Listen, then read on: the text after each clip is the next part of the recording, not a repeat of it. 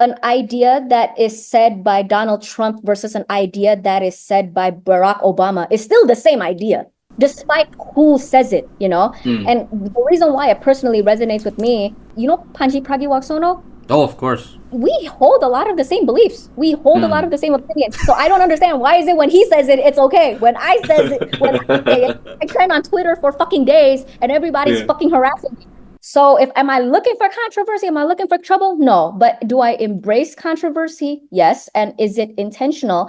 I think overall at this point, yes, it's intentional. My goal genuinely is to have real necessary conversations, and especially Mm. the ones that people shy away from because they're considered too uncomfortable, taboo, or Mm. dangerous to talk about. But you know, but people would be like, yeah, I don't agree with you, but you know what? Somebody's got to do it. Somebody's Mm. got to be the person to take the short end of the stick and kind of get the pointed fingers for opening up certain conversations. And I signed up to do that, so I'm okay. You mentioned earlier that we should talk about every idea. It's not like accepting, but we should talk about it. So, do you think it would be okay kalau misalnya ILC, Indonesia Lawyers Club, tiba-tiba ngadain satu forum besar dengan DPR, dengan ahli agama, dengan topik should pedophilia be accepted in society? Like, how would you feel? Karena buat aku itu kayak that's off limits, you know. It's like endorsing this clearly immoral idea, right? Fourth wave feminists, have you noticed a lot of them are not very open to being questioned? Yes, I think I do. Tapi online ya, jadi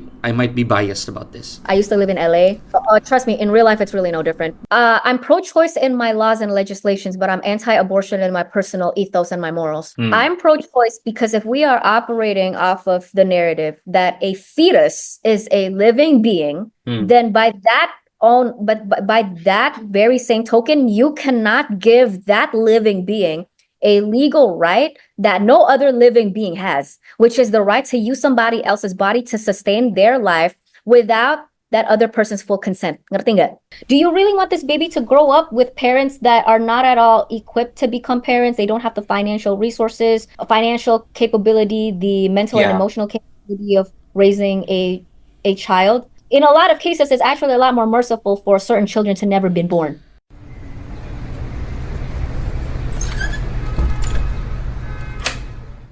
Hai, nama gue Darren Christopher dan ini adalah Opportunity Cost, podcast yang direkam oleh seorang anak kos dan diupload kalau ada kesempatannya aja. Join me and my guests and listen to well-curated talks about life, philosophy, comedy, and so much more. So sit tight and enjoy.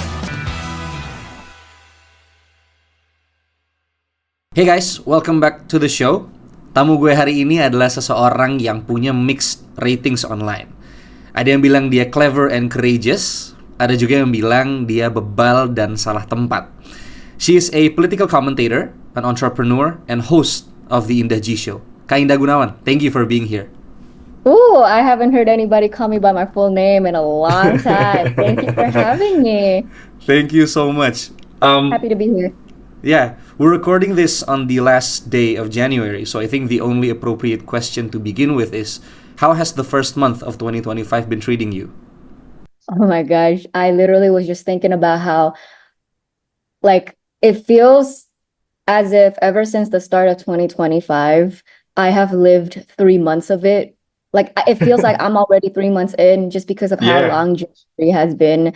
It's been probably one of the most chaotic months, my busiest months, but also unfortunately the month with like the most kayak gila kena sial banget kayak gitu. But I think of it as like because you know Xinjia was a few days ago, right? So Chinese New Year was January 29, and so I just kept thinking like kena musibah kena sial mulu kayak gitu, and I'm like, okay, this is probably me just like the universe trying to buang sial before the start of the new year. So I hope, since today's January 31st, so Xinjia's already passed, like I hope I'm in the clear now. Like universe, I don't want any more trouble.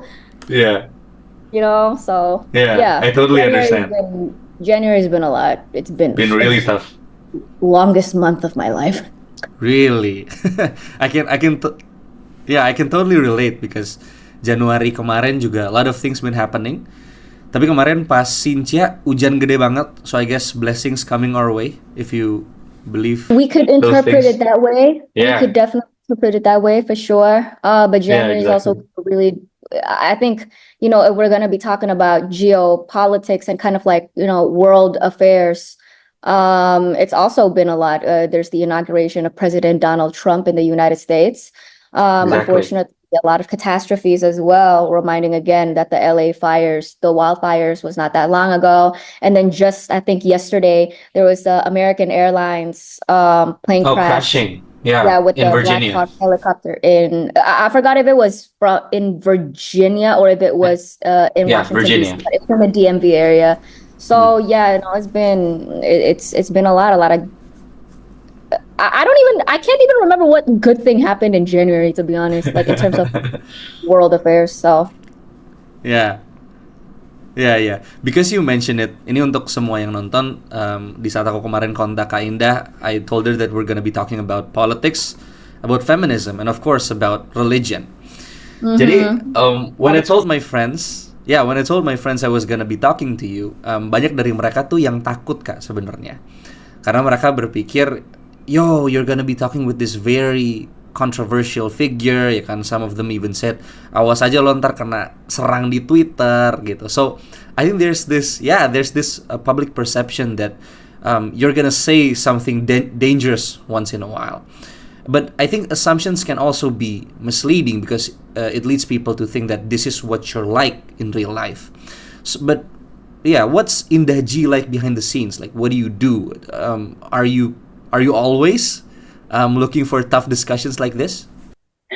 Actually, oh, by the way, my mom is kind of walking around the house, like in the background. I hope the audio is still okay. No, no, All right, I didn't all pick up right. anything. Yeah. All right, just making sure. But to be honest, like what's in the G like behind the scenes? If you ask me, and I think if you ask a lot of people that have also gotten a chance to know me off camera, it's actually not too different. And I don't know if that's a good thing or a bad thing. It's not too different from what you see on camera. But of course, Yeah. I think people need to factor in two things. Number one, when you're in front of the camera, the natural human response, because you are aware of the situation that okay, I am performing for a camera. Either Yeah. way, I'm still being myself, but I'm still performing. Yeah. Me right now, like this is to an extent, I'm performing for Yes. you and for the audience. So there's also inevitably what happens is I guess the word would be over exaggerate ourselves and our personalities a little bit. And I that's see. just kind of naturally what happens. Like you talk to anybody in showbiz or content creators or whatever, like that's inevitably what's going to happen. So it's my genuine personality, but when I'm put in front of the camera, of course, it's a little bit over exaggerated, whether Mm. whether I'm cognizant of it or not. Like that's just what happens. So that's the first thing that you got to keep in mind. And the second thing that you got to keep in mind is also your perception of people or situations when you're witnessing something or somebody in real life with your own eyes versus when you're seeing it through a screen. There's a Yeah. lot of dehumanization that happens on social media.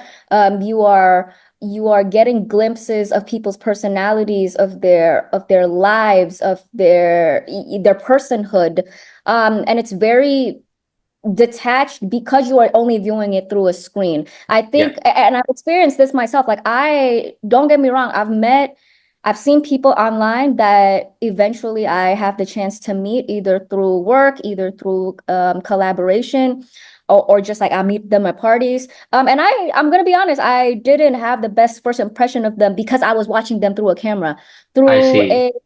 like through a 15-second clip or a 30-second or 1 minute clip, sometimes even 2 minutes, and like still. But I radical empathy, I think, is something that I'm really passionate about working on it as part of my personal development, but also because I'm on the receiving end of being I guess you could call me like an online figure, a public figure. And a lot of the clips that you see that I upload online, I make those myself, me and my team, but of course with my approval. And I do see how even in a 2 minute, not I guess I'm 2 minutes, maybe Yeah. like a 1 minute, even a 1 minute clip, it removes so much context, you Yeah. know, and Exactly. it skews people's perceptions. So I've felt that way looking at other people, and now I experience other people looking at me like that. Yeah. So I think there's just a couple of things to keep in mind. But I think what does not get translated across my content, because I guess people would call me a political influencer. I'm a Yeah. political influencer and a commentator. And so of course the bulk of my shit, like people know me for, is politics, right? So they don't get to see the side where I'm a huge Sanrio girl. I don't know if y'all know that about me, but my bedroom, I wish we were filming this in my bedroom. My curtains are Hello Kitty, my bed sheets are Hello Kitty. Really? I have like an entire collection of like Sanrio. You know Sanrio, right? Like Hello Kitty and her No. friends. So there's Oh, like this is Pampering, my first time. Cinnamoroll. Okay, Mhm. Sanrio's like Hello Kitty, Cinnamoroll, My Melody, Kuromi. I have like an entire collection of socks. That's And insane. I have other like I don't know, where's my notebook? I have like a Hello Kitty notepad and stationaries and like I just Mm. if you open my Instagram, my explore feed, I always tell people that one fun way for you to gauge people's personalities and their interests is Mm. to look at their Instagram explore feed. So mine is all Sanrio and cartoons and dogs, and I love raccoons. See, I don't know if you can see, Wow. but it's That's cute. There's insane. Hello Is that a pug on the top right? That's not a pug. I think that's a mixed breed. I But see. see, look Wow. at that. It's like, but it's just all cute shit. Yeah. And that's like another part of my personality that, on the one hand, yes, I am very fiery, I'm very aggressive, and I'm very Mm. like, I'm very fired up as a person, and that's real to my personality. But I have another side of me that I'm just like, I'm chill. I want hugs, and I want Yeah. to look at cute things because it makes me happy. So Wow, that's really wholesome to know. But this is off the hook. Do you have like a circle of friends that um you you ajak to talk about politics almost every time you guys meet? yeah, actually, what's very interesting. This is something this is a little bit of a spoiler, but not really. So I Mhm. recently just got back from filming a reality show. Um, Really? yeah, I forgot to tell you that in the chat. So I was on Oh, a reality okay. show that all of you are going to be able to watch in April. And because I was in a reality show, I got to meet a bunch of other women that are completely Mhm. different personalities and different backgrounds from me. And I do realize that I feel like a big reason why I am the way that I am. A lot of people, they comment on my personality and my character, and they're like, well, one of the things that people normally say is, why does she turn every conversation into something that's either so like serious or Yeah. just heavy? Yeah, And betul.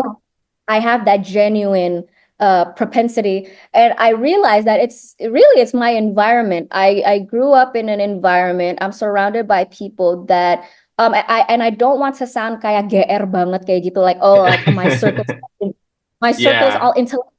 Nggak kayak gitu, but my circle are people that are very high in terms of like academic achievements. Yeah. We share similar personality types. Like we are very inquisitive of the world, and we question everything. We're very critical. All Yeah. of my closest friends that I surround myself with and I spend the most time talking to, we're very critical. So Mm. I think that's one aspect of my personality that's very obvious. Like, why am I always critical of everything? And people do tend to perceive that in a negative way. I understand, especially in some cultures, because they're like, if you're critical of something, you're questioning something, it must be a bad thing. But if, for some people, like with me, like I'll just speak for myself. I'm naturally just extremely curious. Mm. So I ask a lot of questions. I will admit that perhaps one thing that I should work on in order to seem less intimidating, because that's another comment that I always get from people, is like, you're super intimidating and you come off so strong. I think it's just, I can't help my aura. I guess that's just the way that I am, but I feel like I could maybe like learn how to maybe like just chill a little bit, maybe not talk Yeah. so much in the beginning and kind of just ease my way in. Yeah. Maybe that's one thing. I'm learning a lot too, like I'm 27 years old, and some people might debate that, 27, like you're a grown ass adult. But on the other hand, it's like, I've only had the last, I want to say, 5 years of Mm. experiencing life outside of being a student, and like, kind of like exploring the adult version of in the Of life. G. Mm. Yeah, there's still a lot of myself that I'm trying to like learn. Yeah, yeah, I totally understand. When you mentioned that you've always been a curious kid sejak dulu, that answers the question how you arrived from Sanrio to the Indah G show, because those are like two completely different, I would say, realms of life. Very. Yeah, It balances it out. It balances it Yeah. out. Yeah, exactly. And But I'm not such a bitch all the time. when I was looking up your show, the Indah G motto is where educational and entertaining gets a little explicit. So, from what I understand, the Indah G show is dedicated to having taboo, controversial, difficult, and uncomfortable conversations. So, I would assume from this statement is that you are actually intentionally looking for controversy. Is that true, or is that just a byproduct of something you never intended to begin with?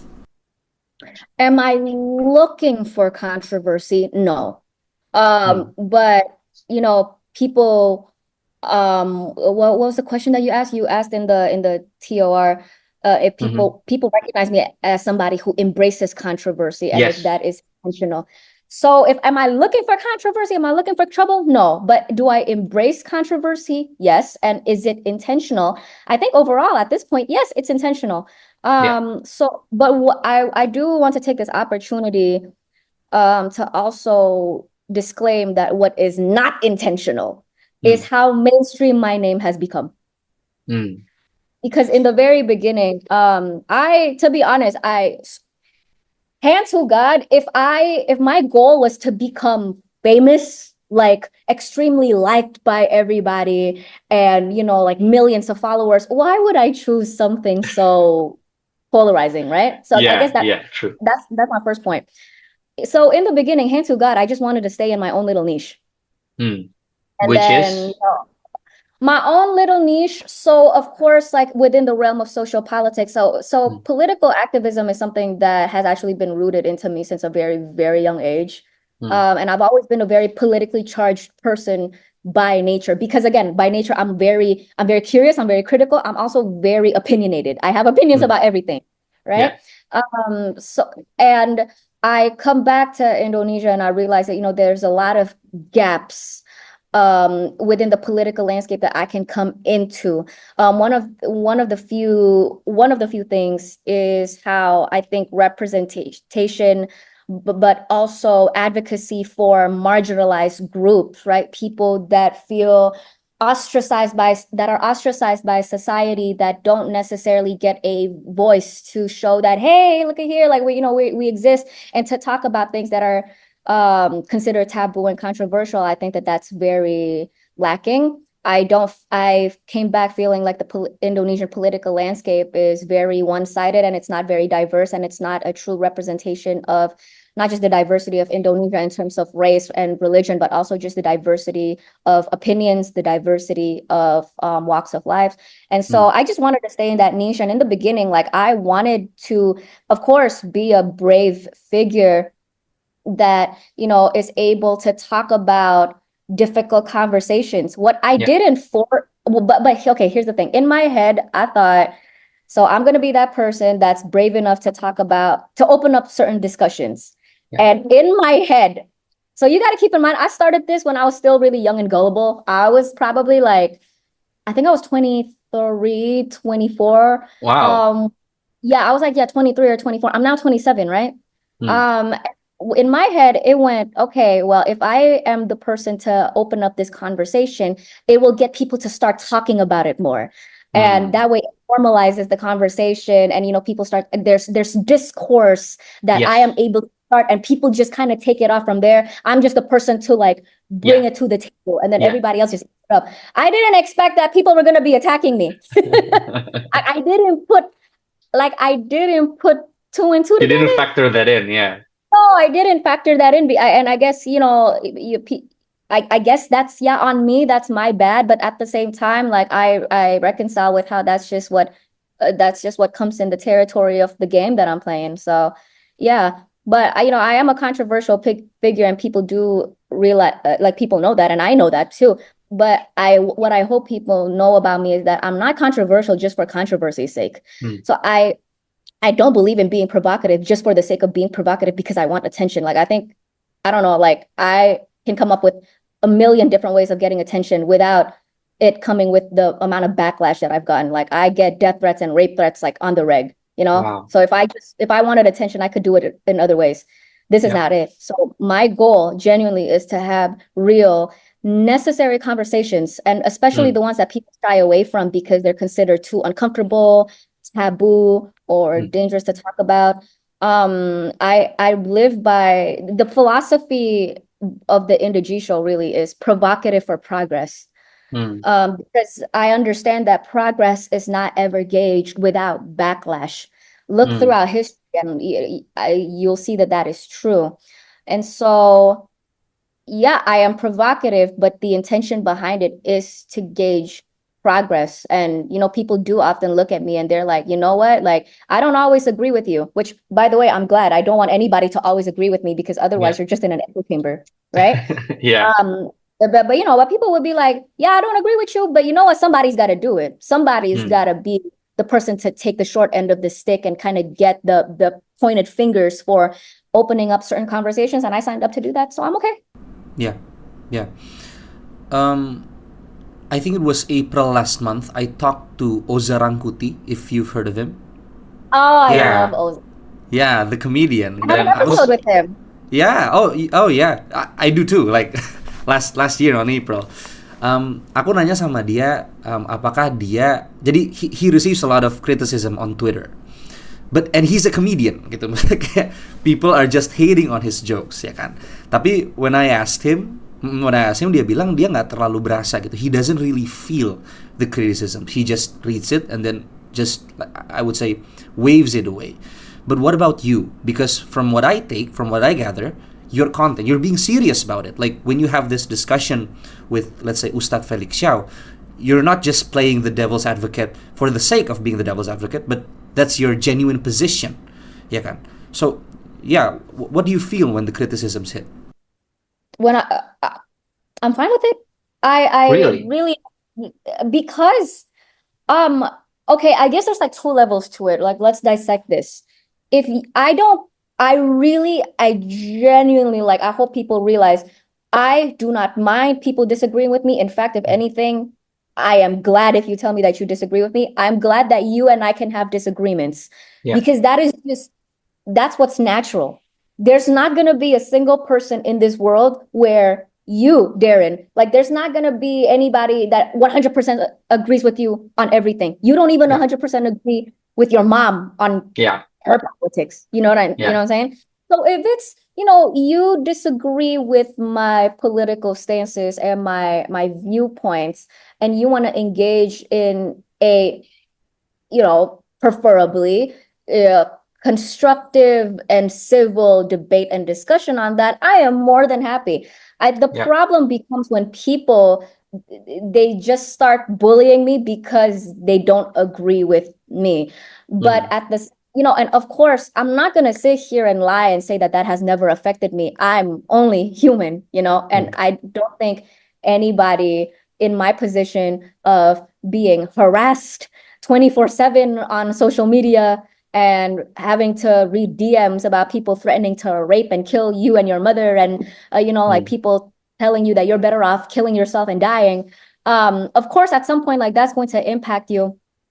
And of course, I think the bulk of, in the beginning, when I wasn't able to respond well to the criticism, is because I held the expectation that people were going to be better.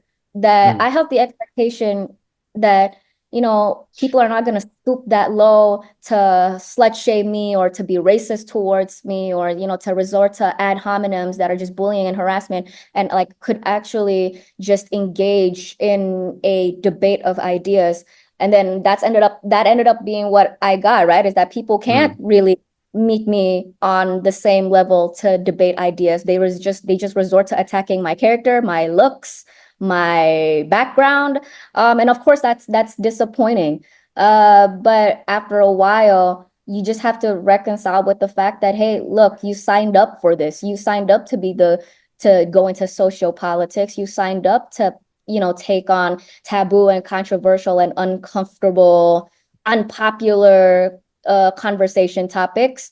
This is just what comes with it. So suck it up and just keep Yeah. going. And you know what's and I'm very grateful about the fact that, if I just don't read the comments and I don't open the DMs and I keep pushing forward, the positive results also come in.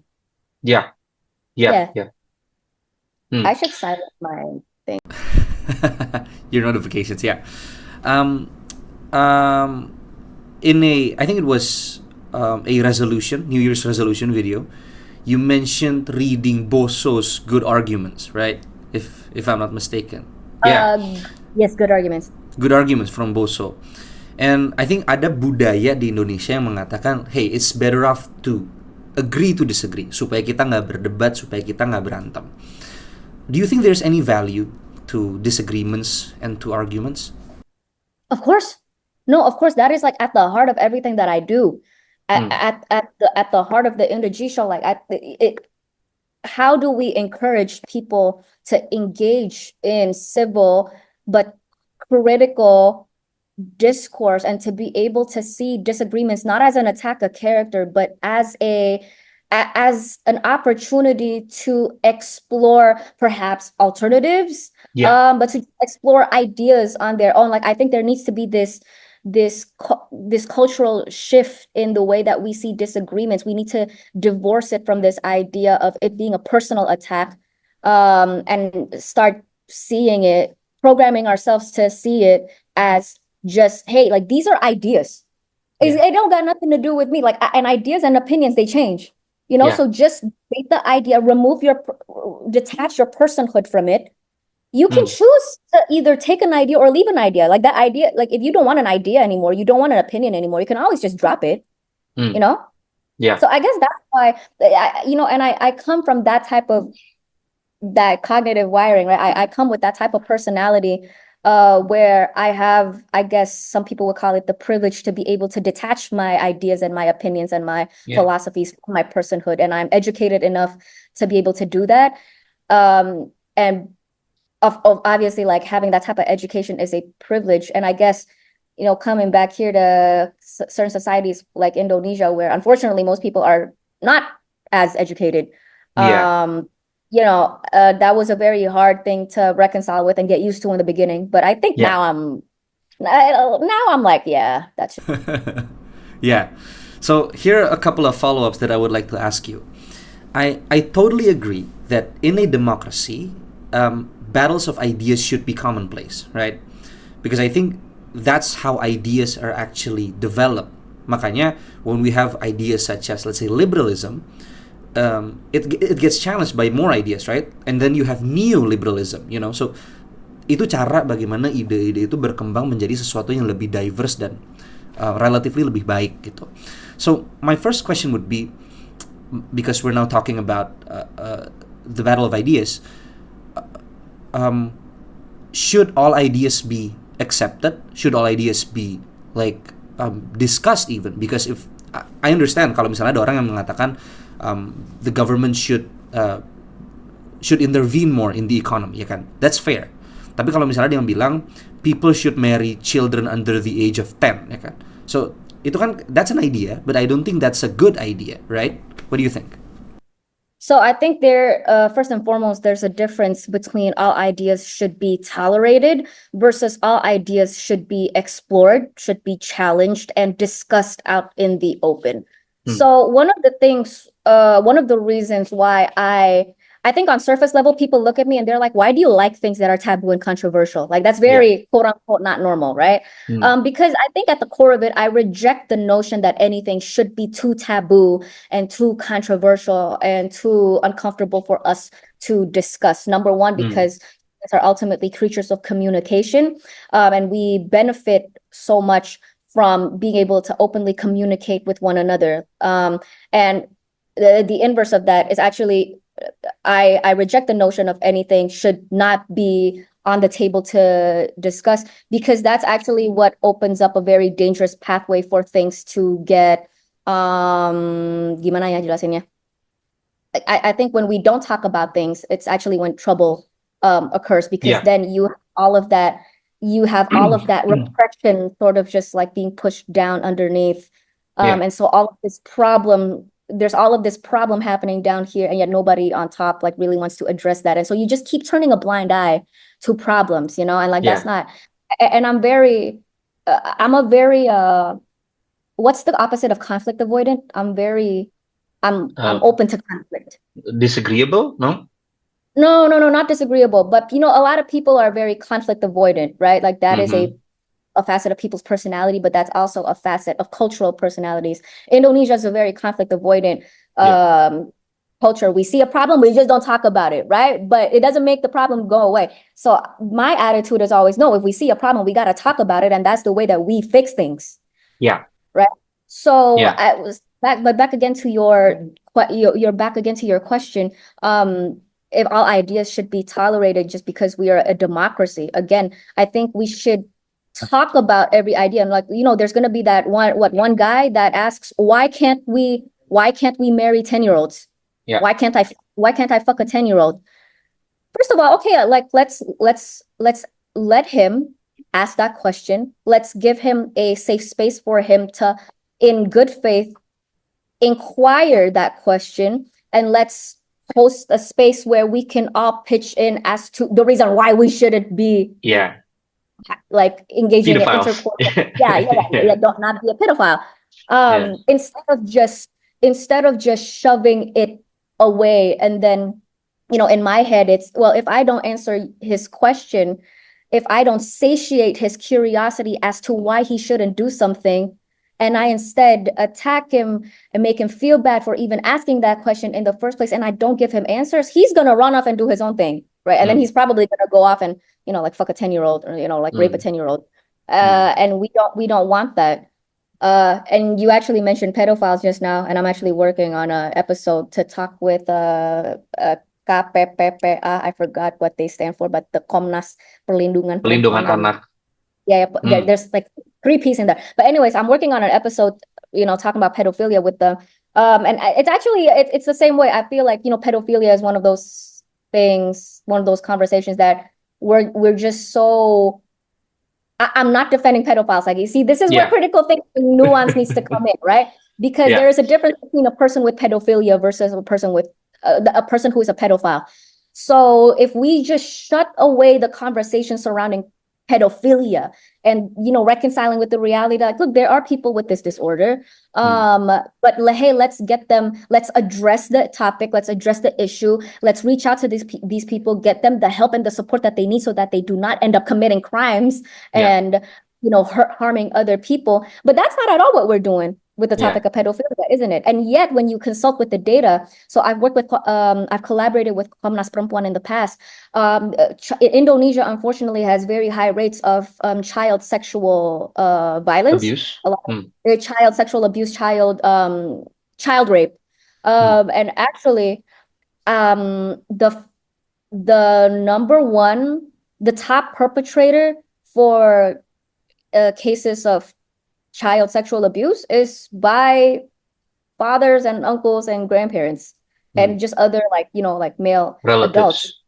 Yeah, and just the fact that I think, see, this is an example of an issue that I see going on in Indonesia that I think everybody in the back of their minds, they know is going on, but nobody wants to talk about it. The fact that there are a lot of pedophiles here.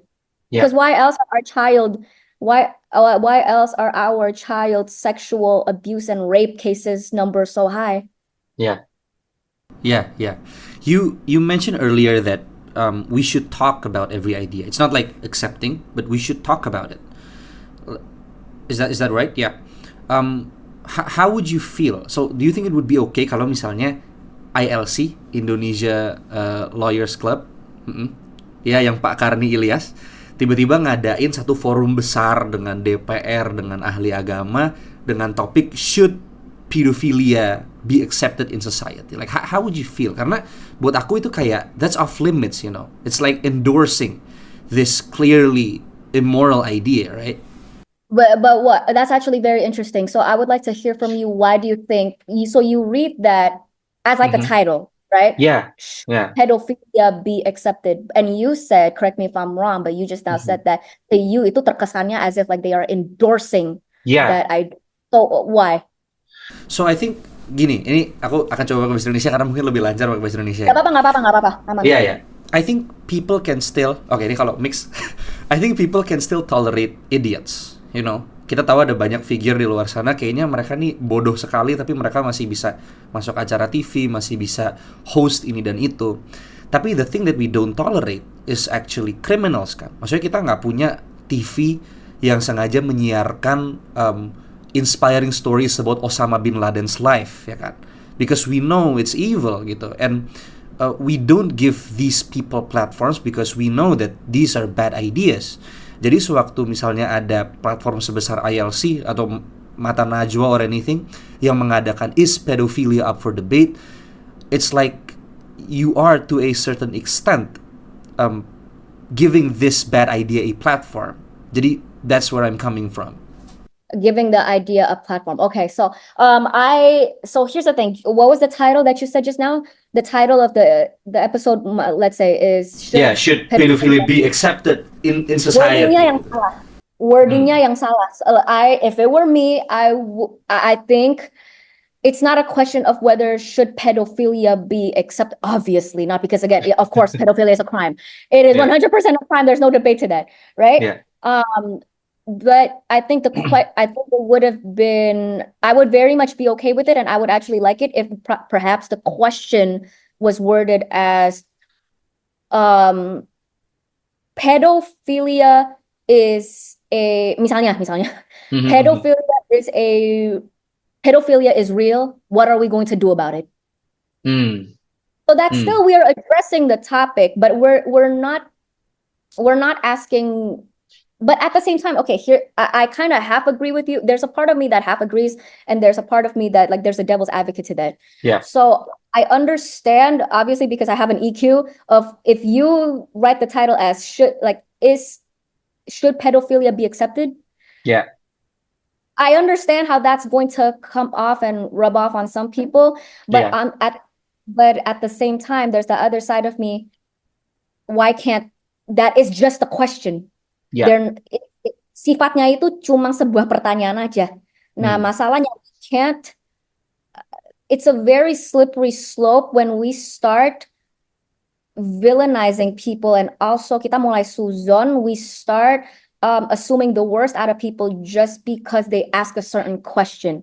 Yeah. You know, and you know, if, for example, if the Indonesian Lawyers Club or Najwa Shihab or whoever were to create that segment and use that phrasing, what I also factor in could also just be, they just want clickbait. Like, that's a very clickbaitable title, you know? So, like, there's a side of me that's like, I'm pragmatic about it, but at the same time, like, the ethical implications, but, you know, at the same time, like, preserving the intellectual integrity of this topic. Yeah. Can't we just ask questions, and why can't we just explore topics? So, you know, I'm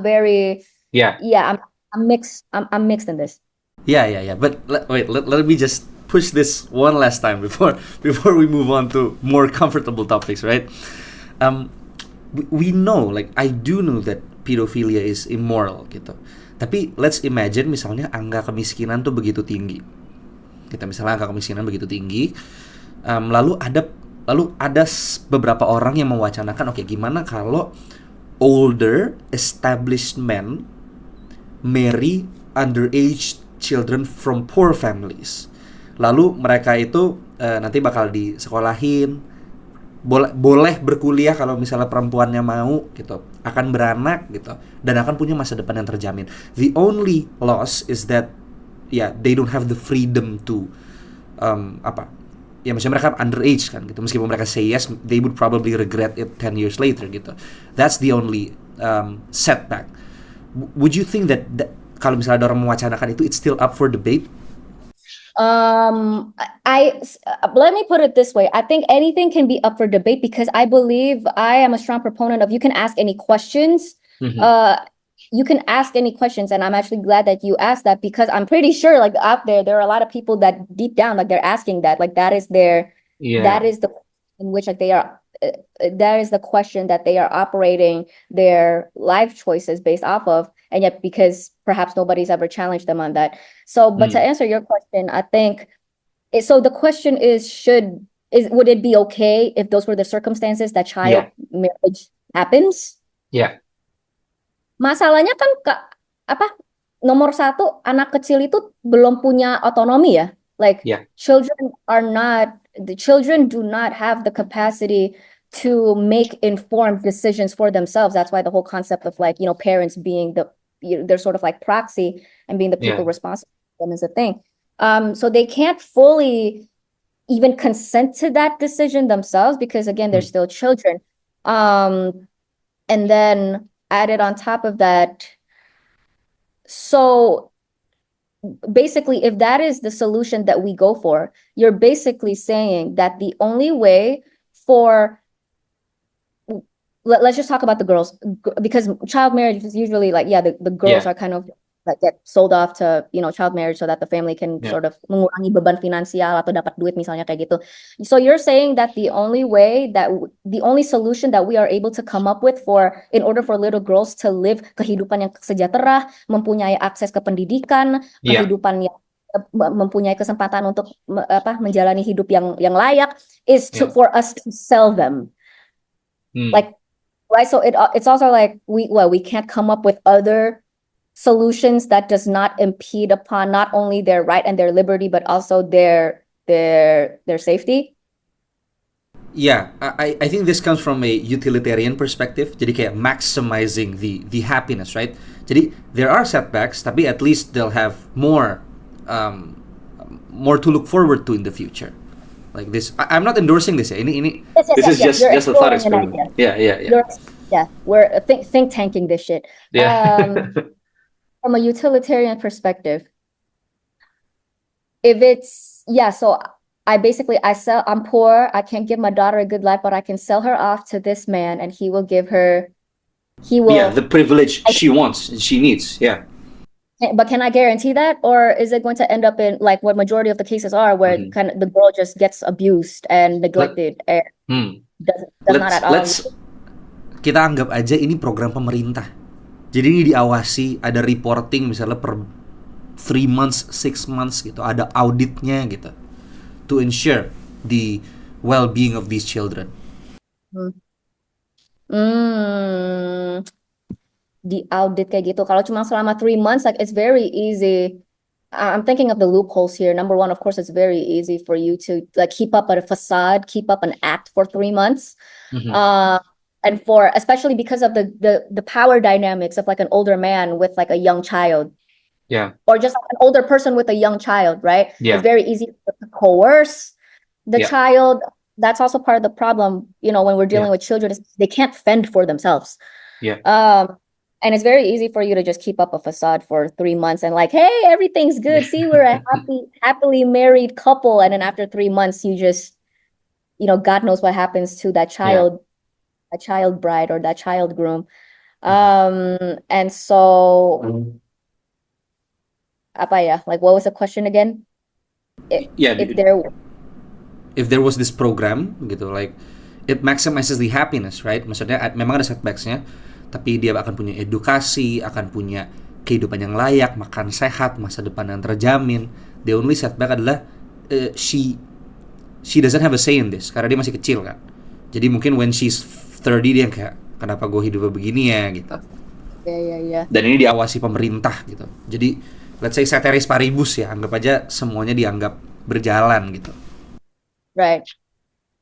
Because I think right on top of my head, number one, is that really the only solution that we can come up with to solve the issue of young children, particularly young girls coming from socioeconomically disenfranchised background, and like, is that the only solution that we can come up with? But also number two, then I don't think we can cherry pick whose liberties are more worth the government protecting and which and we I don't think we get to cherry pick whose human rights matter more than others. Because we would look at a young girl from a rich family, for example, or just like anybody who is not in that disenfranchised of a predicament. I don't think anybody would look at these young children and debate whether or not we should in order for them to achieve certain goals or to get certain things and privileges, that we should trade it for one of their rights. Yeah. I don't think human rights should be up for trade. And I don't think we get to cherry pick whose rights we can compromise more than others. Yeah. That's a very difficult that's a very difficult precedent to set, and that's also a very slippery slope. Yeah. But I think but if you want to focus less on like the human rights and like all the feel good aspects of it, even from a utilitarian standpoint, I don't think that that's the only solution. Yeah. You Yeah. know? Yeah. So yeah, I think that's Okay. where I stand. That's a good enough answer, and I think we need to put a stop to this talk about pedophilia. Karena kalau enggak ntar kita disuruh. But it's okay, because it's actually on brand. People do ask me a lot about like child marriage and like where I stand on that and pedophilia. I actually get a lot of DMs from people. They're like, "Can you make an episode talking about child marriage and pedophilia?" Because it's a very big issue. Again, like the fact that people see that this is happening, but nobody wants to talk about it. Like, doesn't that drive you crazy? Yeah, I understand. I want to take you back to your original habitat, which is politics. So, aku kemarin sempat riset. You spent some time in the US, particularly to pursue a degree in business administration at Loyola Marymount University. Yeah, I've never been to Amerika, tapi beberapa waktu lalu pernah ada faculty members dari salah satu university ini di US, namanya Washington Jefferson University, if you've heard of it.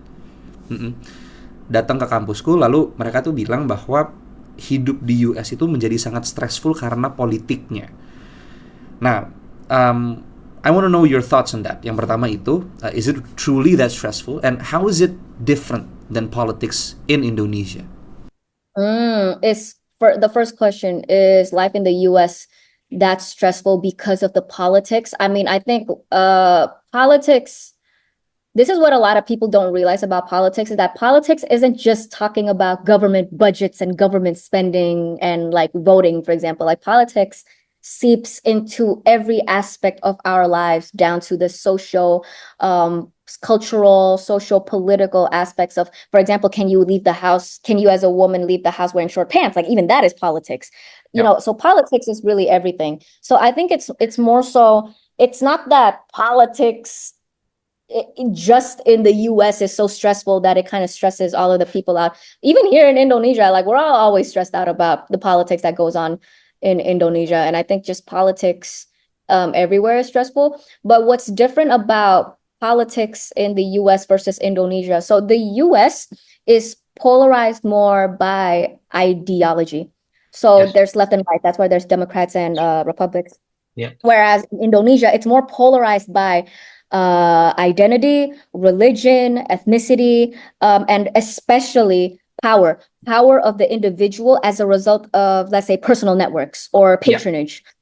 So the difference between US politics and Indonesian politics is US is left, right, and ours is up, down. When you really think about it. And this is both reflected in, but also as a result of the difference in our government structures.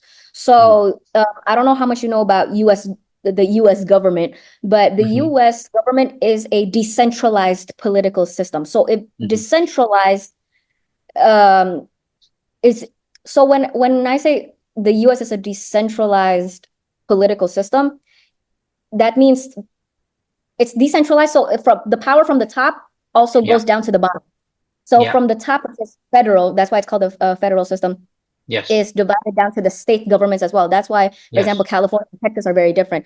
Indonesia actually, in government structure, very, very confusing, because we are primarily centralized. So it's all at the top. So think of US government and Indonesian government as like the stereotypical way that white parents versus Asian parents kind of govern their children. So the U.S. government is like, yes, the parents, the federal state, they're like, yeah, like we are your parents, but we respect your autonomy, and we want to know like, what you like, and we want to give you an option. Interesting. Asian parents are like, no, I'm the parent, like my shit goes. Yeah. That's the difference. So Indonesia is more of that, more of like at the top, all the powers up here. We're your parents, you do as we say, but Yeah. it's not like that entirely as well, because for example, like there's still regional autonomy. For example, Aceh, Sharia, Bali is Hindu, Jogja, they're their own thing. So it's kind of mixed, and that's why Indonesia, in my opinion, is particularly difficult. Because what this also means is that separation of power in the US is better, it's more clear compared to Indonesia. Yeah. Separation of power is like the biggest difference. But back against your topic of like how this translates in the everyday lives of the average American or the average person living in America, which was me a few years ago. I think because again it's that ideology of like left and right is so severe, it lebih kerasa, polarisasinya itu lebih kerasa. Whereas in Indonesia, because it's more top to bottom. The thing with America is that politics is it's polarization based off of ideology, not polarization based off of personality. So in the US you debate issues, but here you debate person. Yes. That's why. That's why it's a lot more stressful. And then of course state the obvious, kalau di US kan dua partai doang. So it's like the Democrats and the Republicans, tough luck if you're a third party, nobody gives a shit about you. And then in Indonesia kita berapa partai sih, kayak 21? Banyak banget. I don't think, kayaknya nggak nyampe 21 deh, tapi maybe belasan. Yeah, but see, Democrats and Republicans in the United States, they aim for party dominance. Yes. Like they're really like they're head to toe. Like, but our parties here in Indonesia, they build coalitions. Makanya ada Kim Plus kan. Yes. So with and because there's Democrats and Republicans in the United States, and it's based off of ideology, there's a very clear political binary, and that's why they're issue driven. Left issues versus right issues. Over here, Indonesian political parties, like they're not divided by ideology. Have you ever realized that there's really no difference between PS, for example, just an example, PSI and siapa kayak Gerindra or bukan Gerindra, Golkar misalnya. There's kind of no. Like, can you point out what's the difference in ideology? No, you can't, right? So and parties here, they ally with one another. They make coalitions like little gangs.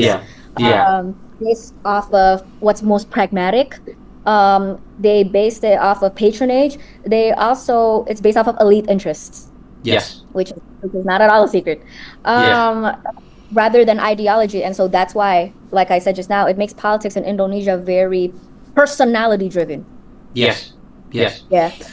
I wanted to ask more about that, but can you explain to the lay people watching this video what it means when you say left and right? Because I think that's a term that most Indonesians don't hear on a daily basis.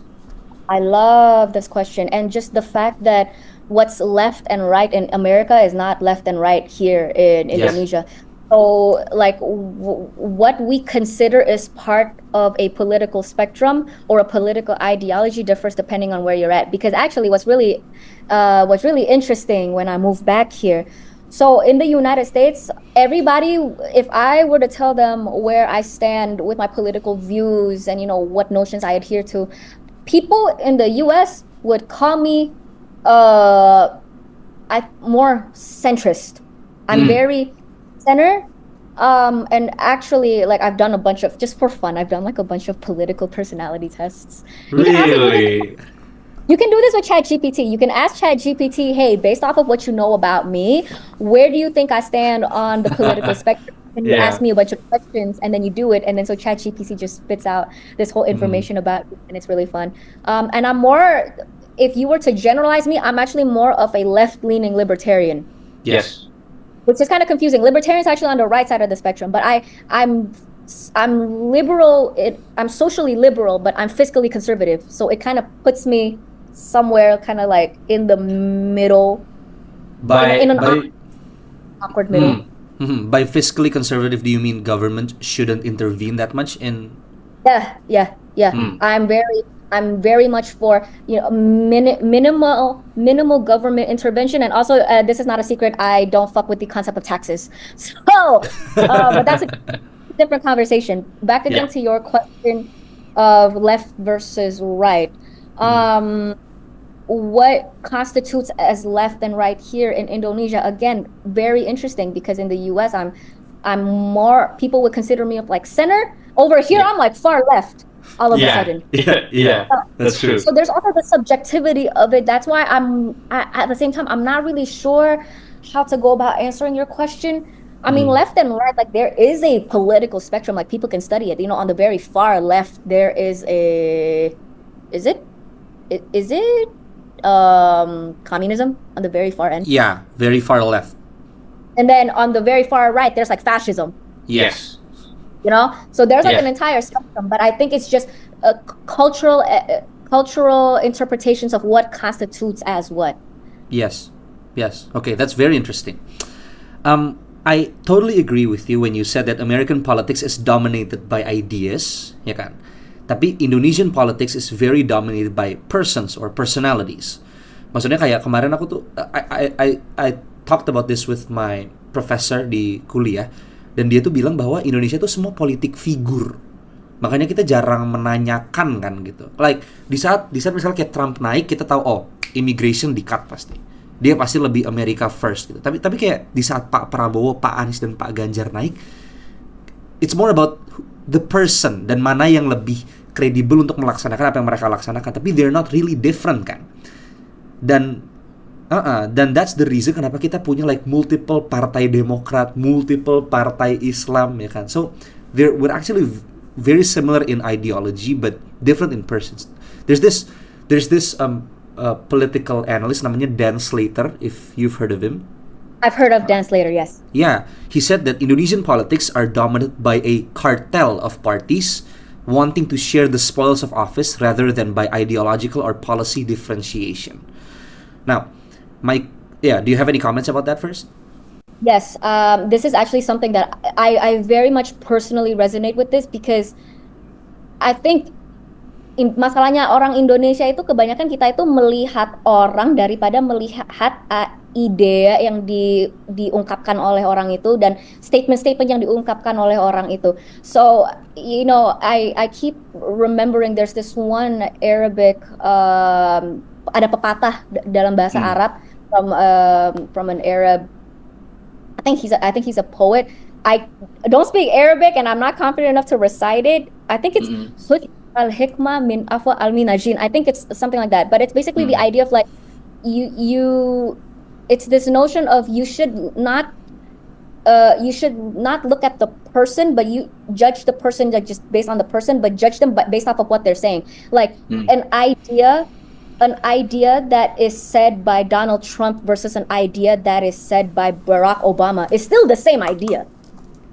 Despite who says it, And the reason why it personally resonates with me is because I have said a lot of things out on the internet, like, political statements and like, my political opinions that a lot of other people have said before me. Actually, Panji Pragiwaksono? Oh, of course. Yeah, no, I'm an avid listener. Yeah, oh yes, no, same here. And like, we hold a lot of the same beliefs. We hold a lot of the same opinions. So I don't understand, why is it when he says it, it's okay? When I says it, when I trend on Twitter for fucking days and everybody's fucking harassing me. So it's the same way with politics, right? It's like, and even within the last presidential election, I think, if I remember correctly, the bulk of the discourse surrounding Anies versus Ganjar versus Prabowo was all personality. Yeah. It was all past personal scandals or their private lives or how religious they are and all that type of stuff. Versus like, I didn't really know, like if my political knowledge just came solely off of social media, I wouldn't know what gagasan-gagasan apa yang beda sebenarnya gitu loh. Yeah, betul. I think it's also, you could debate whether or not this is just human nature, or perhaps like with certain culture, it's a lot more prominent. But Indonesia's problem is just the fact that we can't look at ideas. We have to look at ideas as being attached to the person that expresses it. Yeah, yeah. But which do you think is better? Apakah politik yang dominated by ideas better than dominated by persons? Karena sometimes in America I see a hollowing of the middle, ya kan? Jadi most people get polarized either to the left or to the right, dan gak sedikit yang jadi ideologues, ya kan? They defend the left for the sake of being a lefty, dan same goes for the right, right? Yes, yes. That is, yes, you're correct, and I agree with you there. America is so polarized, and actually, it's left. It's at this point in the American political landscape, it's either you're left or right, or there's nothing. Like the middle Yes. ground is actually Yeah. very much disappearing, and that's a really bad thing because you just end up, like you said, being in an echo chamber. You become an ideologue, and it doesn't matter to you that, oh, this idea is stupid, but it's a left idea. Like as long as I'm not on the right. Like right now Yeah. in America, the problem is if you're somebody on the left, your mindset is as long as it's not on the right. Yes, exactly. Yeah. But at the same, of course, like that is one bad side to being so ideology focused. Saturated. But at the same time, I don't think the solution would be like, let's also focus on the person, like who are the figures that are running, and like what personal lives do they live, and like like personal affairs have they had. That's also not the solution. Honestly, like at the heart of everything, at the heart of so many problems is just lack of education, to be honest. And so I think if we can all, this is so idealistic, but if we can all come together to really foster an education system whereby we train people how to look at things, judge and evaluate things pragmatically and rationally, how to think, logical thinking, and also just like, and simultaneously I think encouraging an environment where people can, again, open discourse. That's actually one similarity the US and Indonesia has, is that there's very little room for people to engage in good faith debates, Discussions. Yeah. debate, like what you and I just did with the pedophilia and child marriage questions that you were asking. If anybody were to decide to just make a clip of that, upload it on social media, you know what's gonna happen. Yeah. So it's, but at the same time, like, this also opens up another discussion about whether or not social media is the right place for such debates to even take place, and that's what I struggle with every day with my job, because I am on social media. Yeah. Do you think democracy should be defended at all costs? Karena aku merasa ada naratif yang mengatakan it's better to be a third world democracy daripada a first world autocracy or dictatorship. Would I rather live in a third world democracy or a first world authoritarian autocracy? Which one would I rather? I actually I'm actually a lot more pragmatic and rational than I think I can sometimes come across online. And I'm very much, I think, this is what you got to get straight, is that I'm not the only one that is ultimately self-serving. I think all of us as humans, we are ultimately self-serving. So, am I willing to give up my freedom of speech and my freedom of expression in exchange for a very prosperous life where I have, my education and the education of my kids are guaranteed, our health care, our job security, and our income? Yeah, I would trade all of that. I would. And I think you'd be an idiot not to, only because it's, of course, stand by your principles. Have principles that you abide by. Have maybe not so much ideologies, but have principles for sure. But don't die behind your ideology. Like, don't be so loyal to an ideology that you end up just sabotaging yourself and your life, you know? Yeah. Yeah. That's where being pragmatic sort of comes in. It's like, yeah, I mean, something's got to give. Yeah, yeah. I totally agree with you. I want to move on now to the topic of feminism. My favorite. Yeah. You identify as a feminist, and I am all for equality. Jadi ini disclaimer aja ya. Kalau kita misalnya ngambil the American political spectrum, I would be on the right. Probably. Okay. I would be more right-leaning, I would say. Be more right-leaning, yes, okay. Yeah, than you, I would suspect. Jadi, jadi. Are you right-leaning based off of like social issues or like economic policies? I would say both. Jadi, tapi the thing that I disagree with the right is no gun control. Jadi I think gun control is better than no gun control. Tapi I think with most of what they're saying, I agree with what they're saying. Jadi I'm all for equality. Jadi kalau misalnya ada keluarga yang memutuskan untuk challenge traditional gender roles, misalnya ceweknya yang kerja, cowoknya di rumah, I think that's fine. Selama itu dibicarakan antara kedua orang itu gitu. Tapi the problem I have with feminism is that I think it brings a lot of ideas. It evolves really quickly, and we need to have discussions before accepting feminism wholesale. Gitu. Yes. Jadi, before we get into this, how would you define feminism? A seemingly very simple question, but it's the hardest to answer. The problem is also, I think a lot of people have very misconstrued definitions of what feminism is, and to which I don't blame them. Like, a lot of people, they view feminism as like this movement where you just hate men. Yeah. No, and to be honest, on surface level, because of some bad apples in the feminism community, I understand why a lot of people see it that way. What to me feminism is the pursuit of equality. I don't think equality is really the word either, because there's a difference between equality and equity. Yes. I think it's the pursuit of equity for both sexes. So the goal of feminism, actually, it's easier if I put it this way. The whole point of feminism is so that you as an individual, whether you are a man or a woman, you have the liberty to pursue any version of your life that you want, that you deem fit for yourself. Yeah. So whether it be that you as a woman, you don't want to have any kids, you want to climb up the corporate ladder, become the next president of South Korea and have no kids, you just want to have 50 cats, that is an option that you have not only the legal rights to be able to take, but also the social freedom, the social freedom, free of ostracization, judgment, or any other social repercussions in order to pursue that version of your life. If you are a man and you decide, hey, I don't want to be the breadwinner, I just want to stay at home and take care of the kids, that you can do so as well.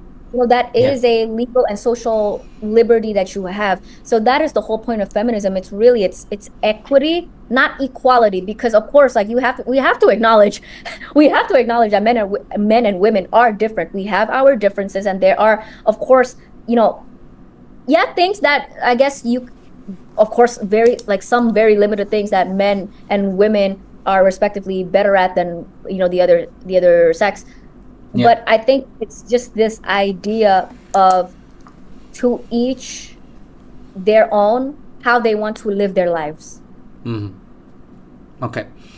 And would you consider yourself a fourth wave feminist? In ideology, but not in attitude. And I think a lot of people do see that. What does that mean? So in ideology, so let me just explain a little bit of like fourth wave feminism. And actually, I don't even remember what first, second, third wave are in terms of like the specific components of it. Yes. But fourth wave is some of the key characteristics of fourth wave feminism includes intersectionality, right? Yes. Of how different your gender, your sex, your cultural background, everything intersects with one another to create very neat experiences that we need to take into consideration. That is intersectionality. Talks of sexual harassment, addressing rape culture, for example, workplace sexual harassment. That is also a key feature of fourth wave feminism. What else is in there? Social media as a tool for activism is also another key component. There's also, what else is in fourth wave? Apalagi ya? Intersectionality. There's intersectionality. There's, I think, Individuality? I wouldn't really put it that way, but there are key characteristics. So what I'm trying to say is that the ideologies of fourth wave feminism, I fuck with. I very much stand with those, right? Intersectionality, for example, or like what else did I mention? Why am I stuck on intersectionality? Intersectionality, digital activism, rape culture, digital activism, addressing rape culture and sexual harassment, all that type of stuff. I align in ideology, but in terms of attitude is very different. So how am I different in attitude? The way that I analyze it is, have you noticed that I'm very direct and I'm very blunt? Yeah, I do.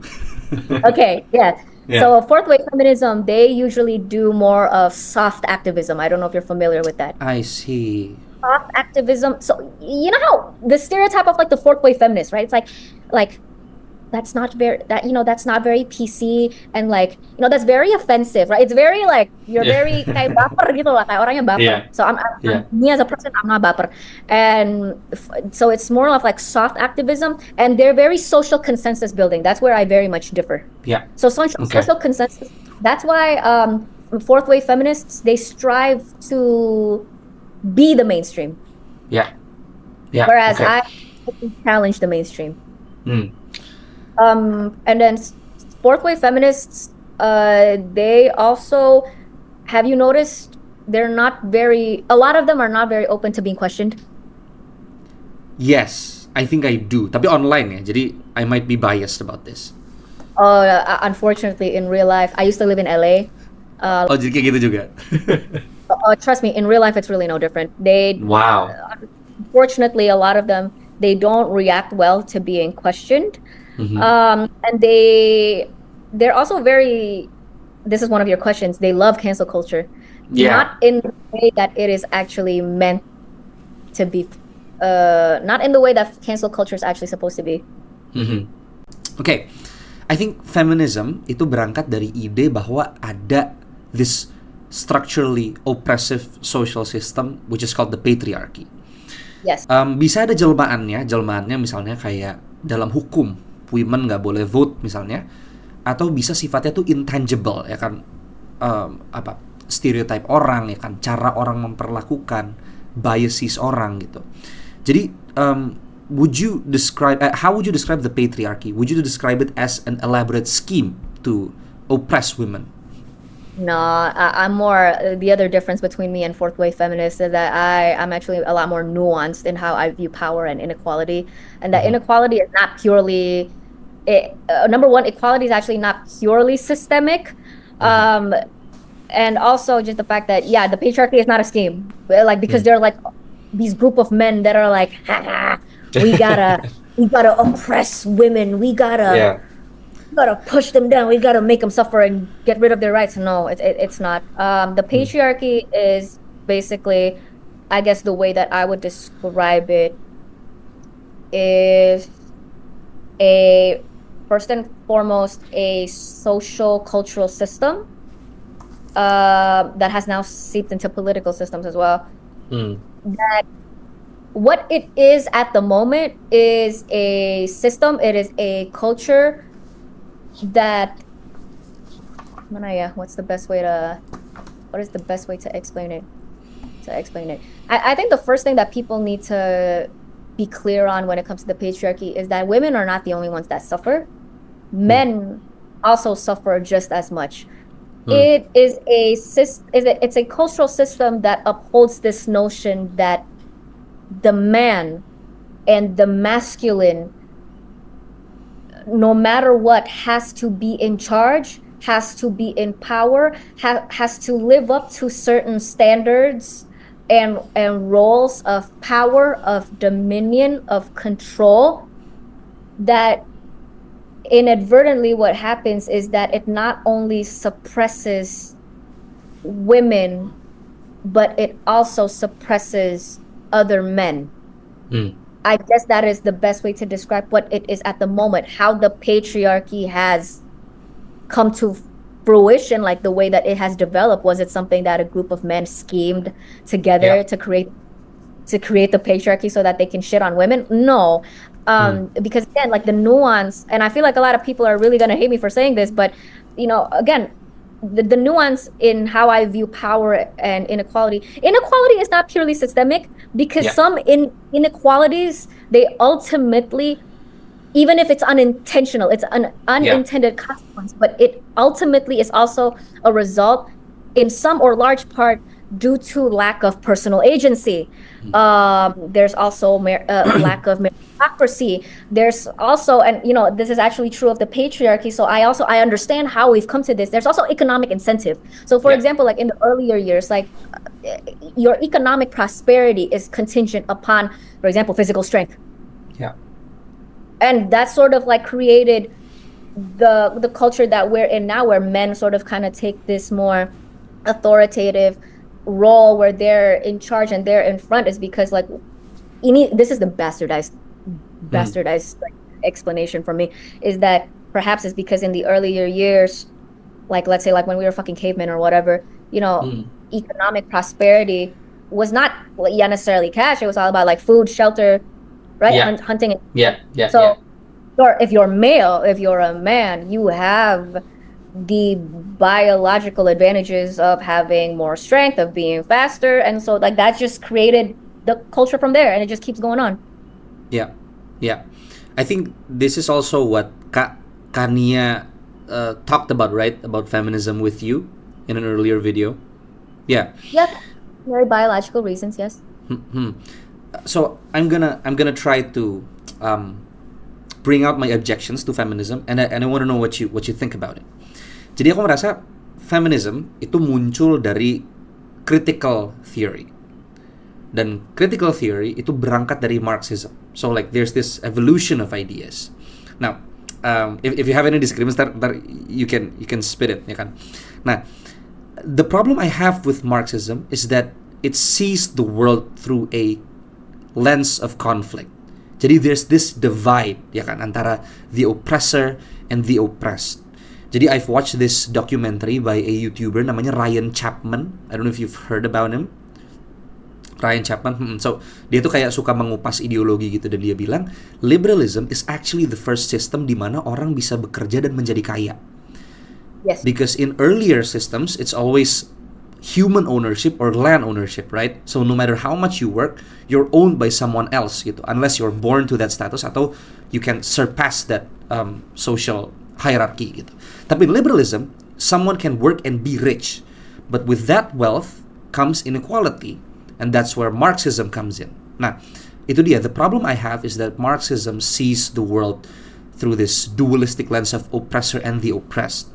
And I think to a certain extent, feminism juga mengambil itu, bahwa women are the oppressed and men are the oppressors. And the problem I have is that I don't think people are born as either oppressors or the oppressed. What makes them oppressors or oppressed is what they do, right? What are your thoughts about that? Well, but inaction is also technically an action. So let's say like if you're a man, it doesn't mean that if you're born a man that you are inherently an oppressor and like you're shit towards women. But I think the devil's advocate to that would be, if you're a man and you acknowledge the fact that you benefit off of a system that gives you unfair advantages in certain areas just because of the genitals that you were born with, the physique that you were born in, and you're complacent, and you see that it comes at the cost of course women. It comes at the cost of women, and it is unfair, but you're still okay with it, and you just turn a blind eye to it, like you're no different from the person that is actively oppressing. No. Complacency is also silence is always on the side of the oppressor. So when you're silent, when you're not taking any action, and you're just complacent with things, like you're you have less blood on your hands, but that, doesn't make you in the clear. I guess it's one devil's advocate to that. But I actually agree with what you said about Marxists, because I can't tell you how much these fucking online Twitter Marxists, like, they piss me the fuck off, because they see the world through this lens of like, the problem with the world is always capitalism and materialism. Yeah. So and I disagree with that. But whether or not feminism stems from Marxist theory, that one I took women in gender studies classes, but I didn't study feminism down to that extent. I'm not competent to answer about the origins of feminism. Yeah. But in terms of similarities with Marxism, whether or not, because you said that you see feminism as like this movement where people are very quick to just sort of see things through like this black and white lens of like, men are the oppressors and women are always the oppressed.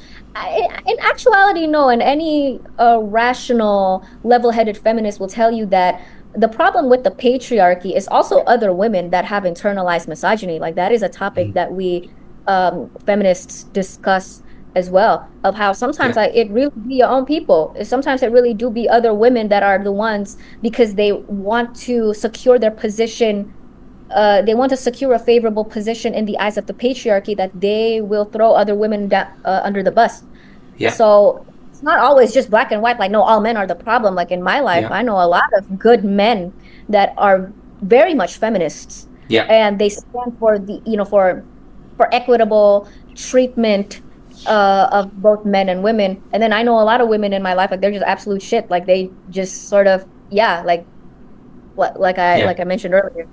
So it's not really that black and white either. The problem with feminism, as with every movement, to be honest, is just the fact that every movement has its bad apples. Yeah. It's the same thing with Black Lives Matter. It's the same thing with the pro-Palestinian movement. It's the same thing, just any movement, really. Religion, even. Yeah. You mentioned earlier that feminism is the pursuit of not so much equality but equity, right? Yeah. From what I understand, equality is giving people the equality of opportunities, but equity is an equality of outcomes. So when you say equity, like, how many areas of life would you like to equalize, right? Do you support misalnya kayak dalam parlemen atau DPR 50% harus wanita, like, do you support those kind of ideas? I think the only caveat with DPR, so House of Representatives, for example, because it's literally the caveat with DPR is because it's representatives. So I think it's in that very, very specific case is the only one where I would actually be in favor of a what's it called? Like a gender quota? Yeah, gender quota. Where it's 50-50. Because of course, like, you want equal representation. Okay. You know what I mean? But that being said, I'm still questioning myself on that stance as well, because on the other hand, gimana ya? Would I want the DPR to have 50-50 men and women? On surface level, of course, like, that makes sense. You want to have equal representation of both sexes. And yet, at the same time, that should not compromise on meritocracy. As in to say, I would rather the man that is more competent and actually has merit compared to the woman. Like, all she has to offer is just that she has a vagina and tits, But at the same time, that is also a weak excuse, because, let's say you want a 50-50 quota. There are a lot of, if you can't find a competent woman to fill up that quota, it's not because she doesn't exist. It's because I don't think you're looking hard enough to get her. To find her, that could also be a possibility. Also, what was your earlier question? Like, what areas of life would you try to equalize, right? Equity and equality, because equality is the opportunity. So 3 people of different heights, one is taller. They're given one box. The same box. That's equality, right? But equity is like you put the shorter one on a pedestal, right? Get the shorter one more, and that way it's the More equality of boxes. outcome. Yeah. The equality of outcomes, like you said. Yeah. What's an example of that in real life that I would like to see? Apa ya? Quality of outcomes. Of outcomes of outcome. Why am I blanking out here? Apa ya? Equity of outcomes. So as in we don't give this equity of outcomes, because if it's the DPR thing, now that's 50-50. Now that's different. That's actually equality. Equity of outcomes would probably be apa ya? I can't think of any right now. I'm blanking out. That's What about you? okay. Can you think of any? Jadi that's the problem. Aku merasa bahwa let's take into account intersectionality gitu kan. Like feminism now not only talks about women's experience but all of these various identities that might affect a person's social experience gitu. Misalnya in the US, if you're black, if you're a woman, if you're a lesbian, and if you're a Muslim, maka lo akan dianggap sebagai all these marginalized groups kan. Gitu. Because obviously from this, let's say, critical lens, white dominates colored people, men dominate women, Christianity, gitu-gitu lah. Jadi I think it would be extremely hard and I think virtually impossible to equalize, to make this an equality of outcomes gitu. So I'm all for equality of opportunity, right? Jadi aku merasa kalau misalnya DPR, I'm still for meritocracy. Jadi kalau ntar 60% cowok atau 60% cewek asal mereka lebih kompeten, I'm fine. Tapi what we need to fix adalah mungkin cara pengujinya gitu. Misalnya kayak yang misalnya apa? Harus ada sistem pengujian yang setara gitu, yang takes into account, okay, men and women bisa equally masuk untuk itu. Tapi outcomes, I don't think that's just possible gitu. What do you think? Yeah, actually, no, I agree with your point. Equality of outcomes, because again, the nuance in power in what was I saying just now? Hold on, I'm blanking out really hard right now. That's okay. Because inequality is not just solely as a result of systemic of the system. It's also where does your personal accountability and your personal responsibility come into this? Where does your personal agency come into this? And like just the fact that you have to factor in like different people also just have naturally different abilities. For example, I mean, yeah, that's why I think it's a little hard if the question is like, I want an equality of outcome, because like you said, the outcome is also in large part dependent on you. I could give you resources, I could give you opportunity, but how well you make use of those, your outcome is different from the other person. No, so you're right. You're right. With the DPR thing that we were talking about, if it's 50-50 as like a fair representation, where do you stand on that? Is that equality or is that equity? I would say that's equity, karena artinya kita membatasi laki-laki harus 50, sisanya harus perempuan. Jadi outcome-nya yang kita kendalikan. Tapi like I have no problem. Kalau misalnya, jadi I'm for equality of opportunity.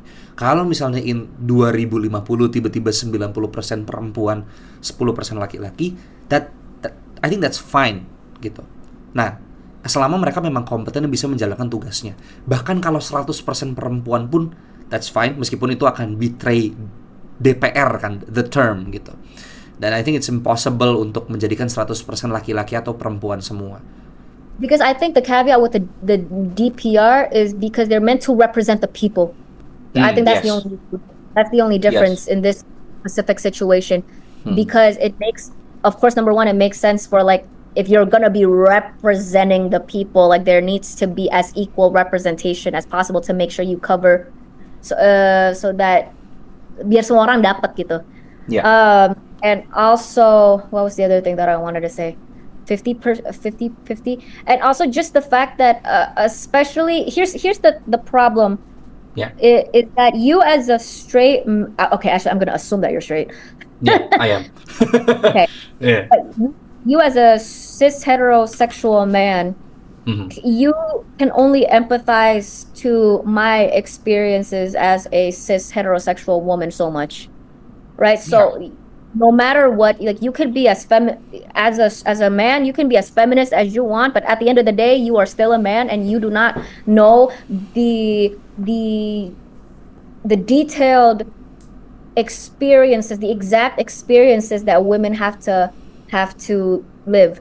And so Yeah. that's why in the House of Representatives, where it is this place where you are basically passing laws and legislations that are of course going to affect everybody, you need an equal representation of women in there, because of course only women know what it's like to live as women.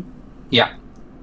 And we know all of like that's where intersectionality comes into, like all of the very specific, factors to take into consideration that a man would never think of. Yeah.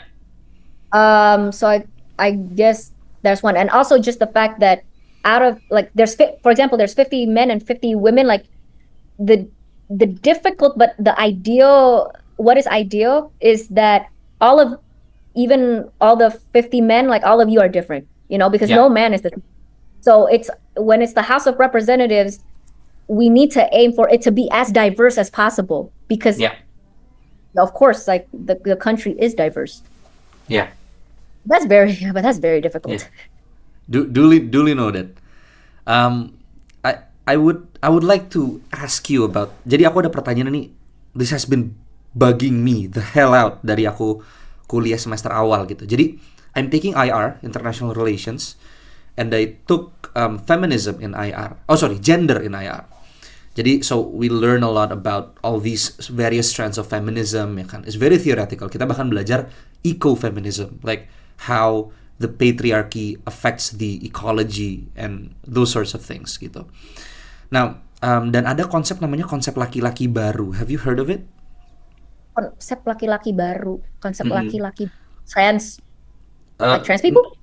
So that's one aspect, tapi mereka lebih mengatakan bahwa you can fight gender roles and gender norms and gender expressions and still be a man. Kebayang gak sih? Jadi si pematerinya yang ngajarin ini, it's a guest lecture. Dia mengajarkan bahwa pria boleh menggunakan rok, boleh menggunakan bra, boleh menggunakan dresses and still be a man, ya kan? Laki-laki boleh kerja di rumah and still be a man, ya kan? Laki-laki boleh ke pasar jemur baju, do makeup and still be a man, right? Now, pertanyaan yang muncul di sini adalah if all of those things still constitute this man as a man, what constitutes someone as transgender selain mereka identify as another gender? Okay, yeah, I see where this is going. And keep in mind, I'm not trans, so Oh, yeah. So there's what I'm trying to say is my ability to speak on behalf of the trans community and also on trans issues is very limited, right? And I also, am I lagging? Sorry. All right, we're lagging a little bit, but it's okay. Yeah. Yeah, because I don't want to speak on behalf of I don't want to overstep my boundaries with the trans community, obviously. But well, let's start with the first points that the guest lecturer was making about how you can still be a man, that you can wear skirts, you can wear makeup, and you're still a man. Like, yes, of course, because so much the thing about gender norms and why I for the most part render them as being invalid is because gender norms are very subjective and they're very dependent on where you are in the world. So for example, Scottish men wear kilts. Yeah. So and even in Indonesia, like certain suku-suku kan cowok-cowoknya pakai rok. Yeah.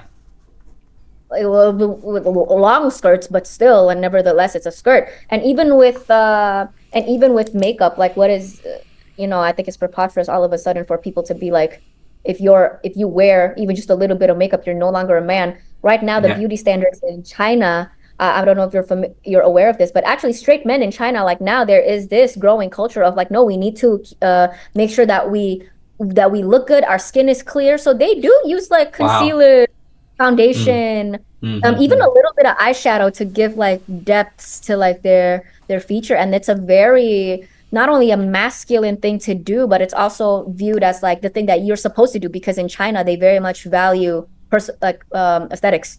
Yeah. But sorry, what was your question about trans people? Then if men? Yeah, if jadi kalau jadi kalau misalnya cowok bisa pakai make up, bisa pakai dress, bisa melakukan everything a woman does and still be a man. Jadi what makes a trans woman gitu? Like why can't we just say that they're men yang menggunakan make up and do what women do?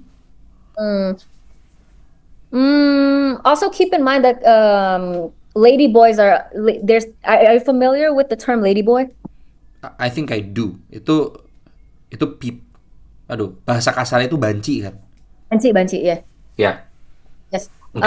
Like the ones in Thailand. I think that's actually very interesting because I have always wanted to ask people from the trans community what is the difference between a trans woman and a lady boy? Yeah. Because a trans woman is very, at least from what I have seen, adamant about you referring to her as a woman, right? Yeah. But with a lady boy, actually, I follow this one lady boy from Thailand. Her name is Chinny, and I'm a huge fan of him. I'm not sure because the thing is, in one video, Chinny was saying how no, I'm still a boy, but I like looking like a girl and I like dressing like a girl and acting like a Yeah. girl, but I'm still a Yeah. boy.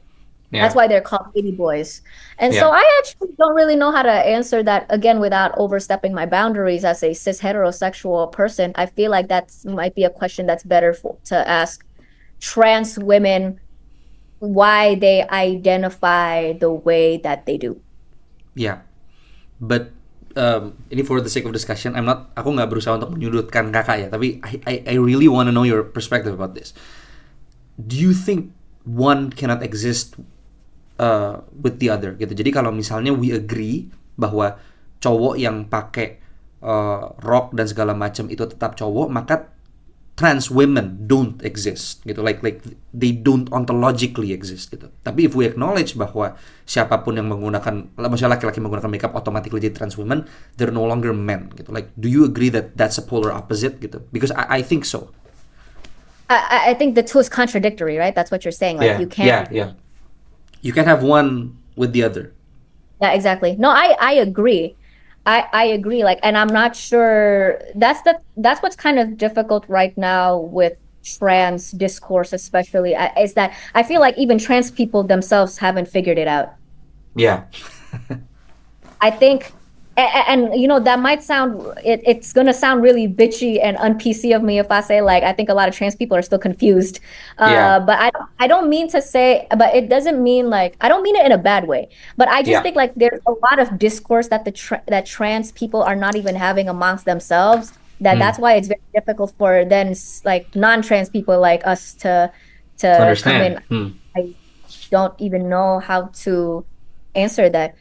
But yeah, logically, if it's like what is, because that is sort of like the joke on the other side, right? It's like, okay, well, I just like wear a skirt and wear lipstick, and all of a sudden I'm a woman, like. Yeah. And it's the question of you know Matt Walsh from the United States? Of course. Yeah. Yeah. And he has this documentary of what is a woman? Yeah. And actually, probably this might lead to somewhat of an answer to your original question, but I view it as I think now we're having to reconcile with the fact that there are two types of women.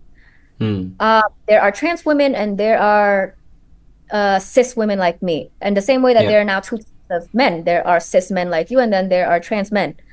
And I feel like that's just the easiest, most accommodating answer to give. But at the same Yeah. time, I have a side of me that is very, again, I like to question things, and I'm very inquisitive, and I like things to make sense. And I will be honest that there's a lot of things about the trans movement and just the trans identity in and of itself that to me doesn't make a lot of sense.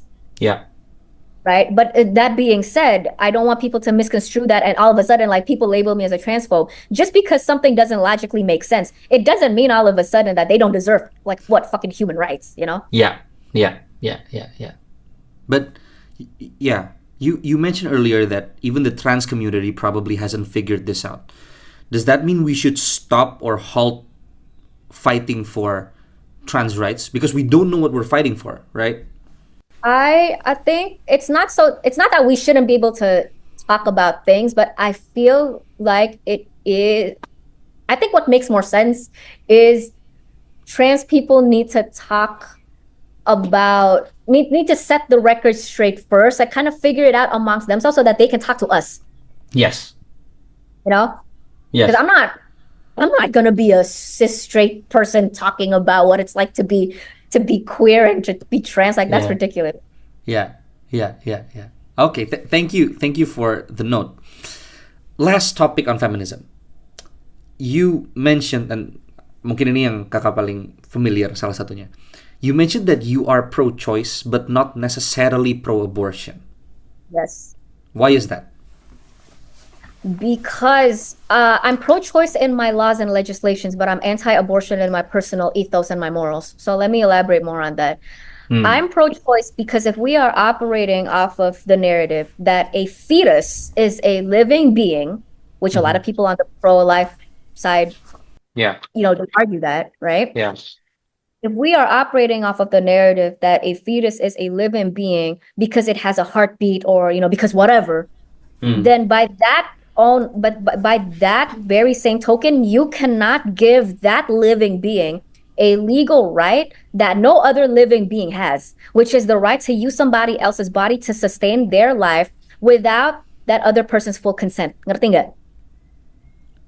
Oke, jadi maksudnya if this fetus is a, jadi kita berangkat dari pro-life perspektif kan, kayak if this fetus is a living being, dia ada dalam tubuh wanita itu tanpa full consent wanita itu under certain circumstances. So what you're saying? Yes, okay. That is what I'm saying. Right, because I can't use your body. Like, I can't force you to donate me blood, for example. Or like, for you to be attached to a machine so that it sustains my life and I don't have your consent for it. That's not a right that I have. So why should a fetus have that right if you are, again, operating off of the notion that a fetus is a living being that is subjected to the same laws and rights as the rest of us? Yeah. So that is the reason why I am pro-choice. And again, that is in laws and legislation. I think legally, legislatively, we need to have the right to an abortion. We need to have the access to an abortion because women need to have that choice of what to do with their body. I am very much like, when it comes to bodily autonomy, that to me is absolute. That is absolute. But what I think is missing from a lot of abortion and pro-choice discourse is also the fact that ultimately what you are doing is ending a potential life. That I'm just, people can argue with me on that one, but that is the moment that a fetus is created, the moment that there is an embryo. But I do want to disclaim, look, if any medical professional tells me that I am wrong and they are able to substantiate that, like, absolutely, like, I am wrong. But where I stand right now is that you are terminating a potential life that I think, number one, warrants at least some degree of, kayak harus ada rasa. Maksudnya intinya apa tuh jangan sembarangan lah. Like you want to get an abortion, that needs to be something that you realize exactly what you are doing. Jangan sembarangan dan jangan dianggap enteng. Yeah. And what was my other point about abortion? It's not just the fact that you are ending what is ultimately a potential life, and there needs to be some sort of reverence for that. Yeah, that's the word that I was looking for. But it's also, an abortion is very dangerous for the woman as well. Yeah.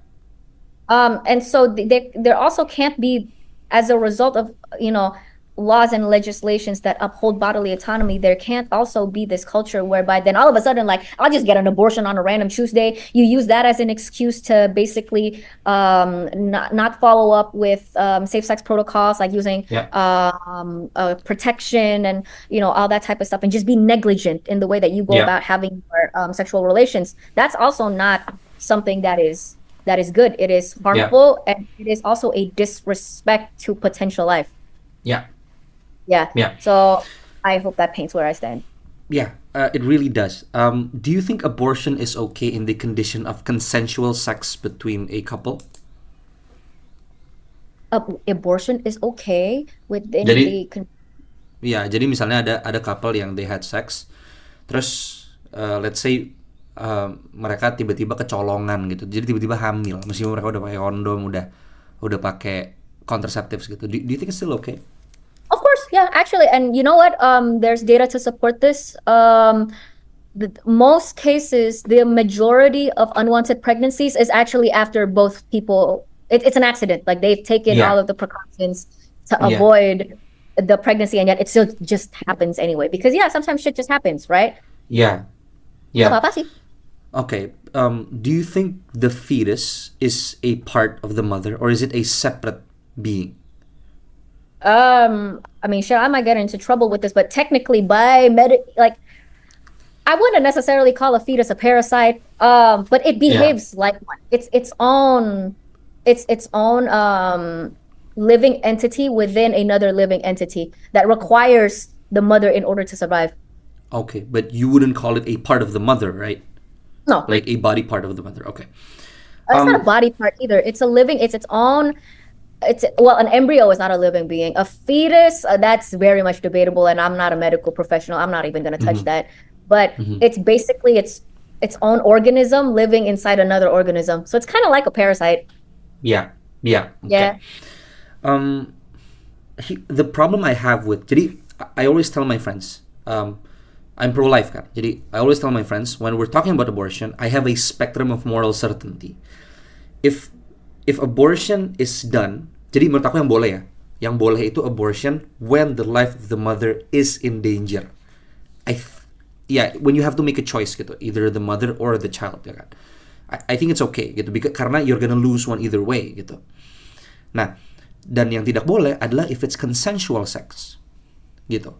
I don't think you can say I want the sex but not the baby, karena that's the natural effect of sex is the baby, right? Nah, the gray area is in cases of rape gitu. Jadi kayak of course I'm against rape gitu. I think all rapists should be dihukum sebesar-besarnya gitu. Tapi I'm not sure bahwa kita tuh kita bisa membunuh bayinya begitu saja gitu. Maybe kita akan punya pandangan berbeda because you call it a fetus, I'd call it a baby, ya kan? Tapi kayak what I don't agree is that it's a potential life. I think it is life, ya kan? Tapi just like any other life, it's still in its earliest stages of development and requires the mother to sustain it gitu. What are your thoughts on that? Okay. The argument of you can't consent to sexual activity and not consent to a baby because that is the natural byproduct of you having sexual intercourse. That is wrong even on a how should I phrase this? Do you consent to dying in a car crash because you got into a car? You decided to ride a car? Enggak dong. No, I wouldn't. Tapi I would say that crashing is a factor I need to take into account, right? Maksudnya kayak saat aku naik mobil, that's why we have SIM kan. Untuk tahu bahwa we're a responsible driver because we know that crashes can happen at any time gitu. Okay. I think, disregarding the whole car crash analogy, because honestly, I feel like that analogy, it's not apples to apple anyway. I think it's more so, so how do you feel about the data that I presented you with just now, which I can send it to you after this so that you can put it up on screen. The majority of unwanted pregnancy cases is after the fact that people have taken the necessary precautions, and yet accidents still happen anyway. So what happens when they've put in the time, they put in the resources in order to prevent something from happening, and yet it still happens? Yeah, I think we shouldn't kill the baby. That's what I think. I mean, ini aku belajar from various sources ya. Salah satunya misalnya kayak from sex ed gitu dulu pas sekolah. Maksudnya kayak there are many cases, many steps ya kan. The guy bisa minum contraceptives, I think. The women juga bisa. You can use condoms and you can pull out early. Gitu. Jadi kayak oh no, do not do the pull out method. Ya, tapi I think there are lots of, maksudnya ada stagesnya yang bisa menjamin kehamilan itu tidak terjadi gitu. Nah, I'm a believer in God gitu. Jadi I believe that everything that happens itu sesuai sama what God has ordained gitu. Jadi if if those things udah dilakukan and it still happens, is there mungkin ada flaw in the system, ya kan, of how you try to prevent it, or that it's divinely ordained gitu. And I think in both cases you can't just kill the baby gitu, because again it's the natural byproduct of sex. Would you agree? I think it's really, this is understandably where the topic of abortion is very apa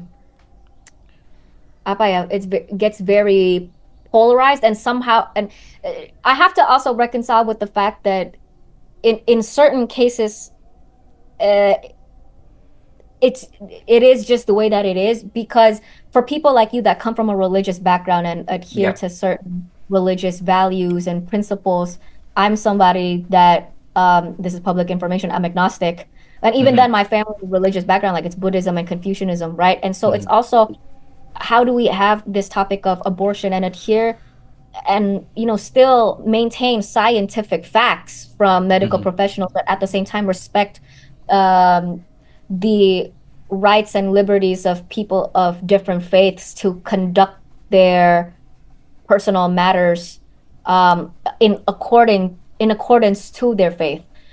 So that's so I understand like this conversation is very difficult, but you said that we should not allow abortion in cases where it was consensual sex. So do you mean that in a legislative way? Yeah, legislative and a personal way too gitu. I think it should, maksudnya harusnya itu tuh berasanya nggak srek gitu. Kalau misalnya you had sex lalu hamil lalu you wanna cancel it gitu. Maksudnya kayak I think everyone yang engages in sex harus ready for the consequences gitu. Maksudnya kayak okay, kita sekarang pakai kondom, kita sekarang udah pakai ini, tapi there's still a chance that the baby's akan ada gitu. And I think everyone should take that into account and be prepared before doing the action. Does that make sense? I mean, I think that would be of course I agree that before you engage in sexual intercourse, don't be stupid about it. Take all of the necessary precautions in order for you to avoid an unwanted pregnancy. That being said, again, when you reconcile with the data, majority of unwanted pregnancies as a result of after they have taken all the necessary precautions. And I guess now it is a matter of, you also have to take into account, what is the life of this baby going to be like in the future? Because do you really want this baby, let's go with your terminology here, do you really want this baby to grow up with parents that are not at all equipped to become parents? They don't have the financial resources, they do not have the financial capability, the mental and emotional capability of raising a child. Because this is where you and I might disagree, and a lot of people disagree with me on this. In a lot of cases, it's actually a lot more merciful for certain children to never been born. Yeah. Sebenarnya aku setuju sama itu, dan maksudnya bukan setuju dengan maksudnya kayak of course I don't want these children untuk lahir in unfavorable conditions, right? I think misalnya kayak contoh, let's say the mother and the father itu SMA 1 when they engaged in sex, lalu anaknya lahir, kan, lalu the world goes to shit for the both of them gitu. Kayak anjir, ini gimana nih caranya nih, how are we supposed to sustain the kid? I agree gitu bahwa itu tidak baik, tapi I would say, nah ini mungkin perspektif yang berbeda ya. I think in the lens of a pro-choicer, like pregnancy itu bisa di-undo by let's say killing the baby or removing the fetus, apapun term yang mau digunakan. Nah, yang aku pegang adalah pregnancy itu nggak bisa di-undo gitu. Like once it's done, itu nasi jadi bubur gitu. You gotta take it as it is gitu. Jadi what I would say to that, bukan kill the baby, but don't engage in sex unless you're ready gitu. And I think this is a good reason why sex should be done within marriage gitu, I think. I mean, this is where we definitely disagree, because marriage is not marriage is just ukur ya. Maksudnya kayak ya bukan apa pentingnya, maksudnya kayak what does it even change? Like marriage is just it's a procession, you get like a bunch of documents and then like poof, like that doesn't really determine much of anything other than just the fact that you got married and here's a paper to prove it, right? Yeah. But also, the other question is then back again to my initial premise, right? Like you can't give a living being, if by your definition, it is that a fetus is a baby, which is a living being, and that Yeah. there are, and that's why like it has rights, just Yeah. like the rest of us, like, it needs to be protected, Yeah. just like the rest of us. Are you okay with giving that that particular living entity special rights that the rest of us don't have? Like what? Like what special rights? That they have the right to use somebody else's body in order to sustain their lives without Yeah. the other person's consent. Hmm. Is that something that you're okay with? Ya, So aku akan that's coba. special right. Yeah, I'll try to make 2 points about this. Yang pertama, I do think fetuses or unborn babies deserve special rights. Sama seperti non-combatants itu jangan diserang sewaktu perang gitu. Atau sama seperti bagaimana women and children should be given access first gitu. Misalnya dalam evakuasi gitu. I do think itu harus ada. Karena of course mereka nggak bisa survive by their own account ya kan. Itu yang pertama. Yang kedua, ini aku tadi belum sempat bilang ya. Aku personally, tapi it's okay if people do this, tapi aku personally terganggu kalau misalnya people say that fetuses aren't humans gitu. Karena I think this is precisely the tactic yang digunakan sama Nazis gitu, saying the Jews aren't humans. Jadi and that way, and that way kita bisa remove the rights atau mempertimbangkan rights mereka gitu. Maksudnya kayak I think you mentioned earlier that you can't cherry pick people's human rights, right? Gitu. Yeah. And I think when people dehumanize these babies or fetuses or whatever into different categories, aku merasa itu scientifically just false. Tapi aku juga merasa bahwa that's just wrong gitu. What do you think about that? Fuck, I wanted to make a point just now and then it escaped me. Semantics. Yeah. Because I think a fetus is potential life. Is it human? I mean, you can get very philosophical with that. What even is a human? Yeah. You know? So, I mean, it's a lot of semantics, and also I think primarily it's medical jargon. Again, I'm very careful. I have limitations to how much I can engage in conversations surrounding abortion because so much of it hinges upon actual medical scientific facts that I am not neither you and I are equipped to exactly really be talking. So I'm trying to maintain my boundaries here.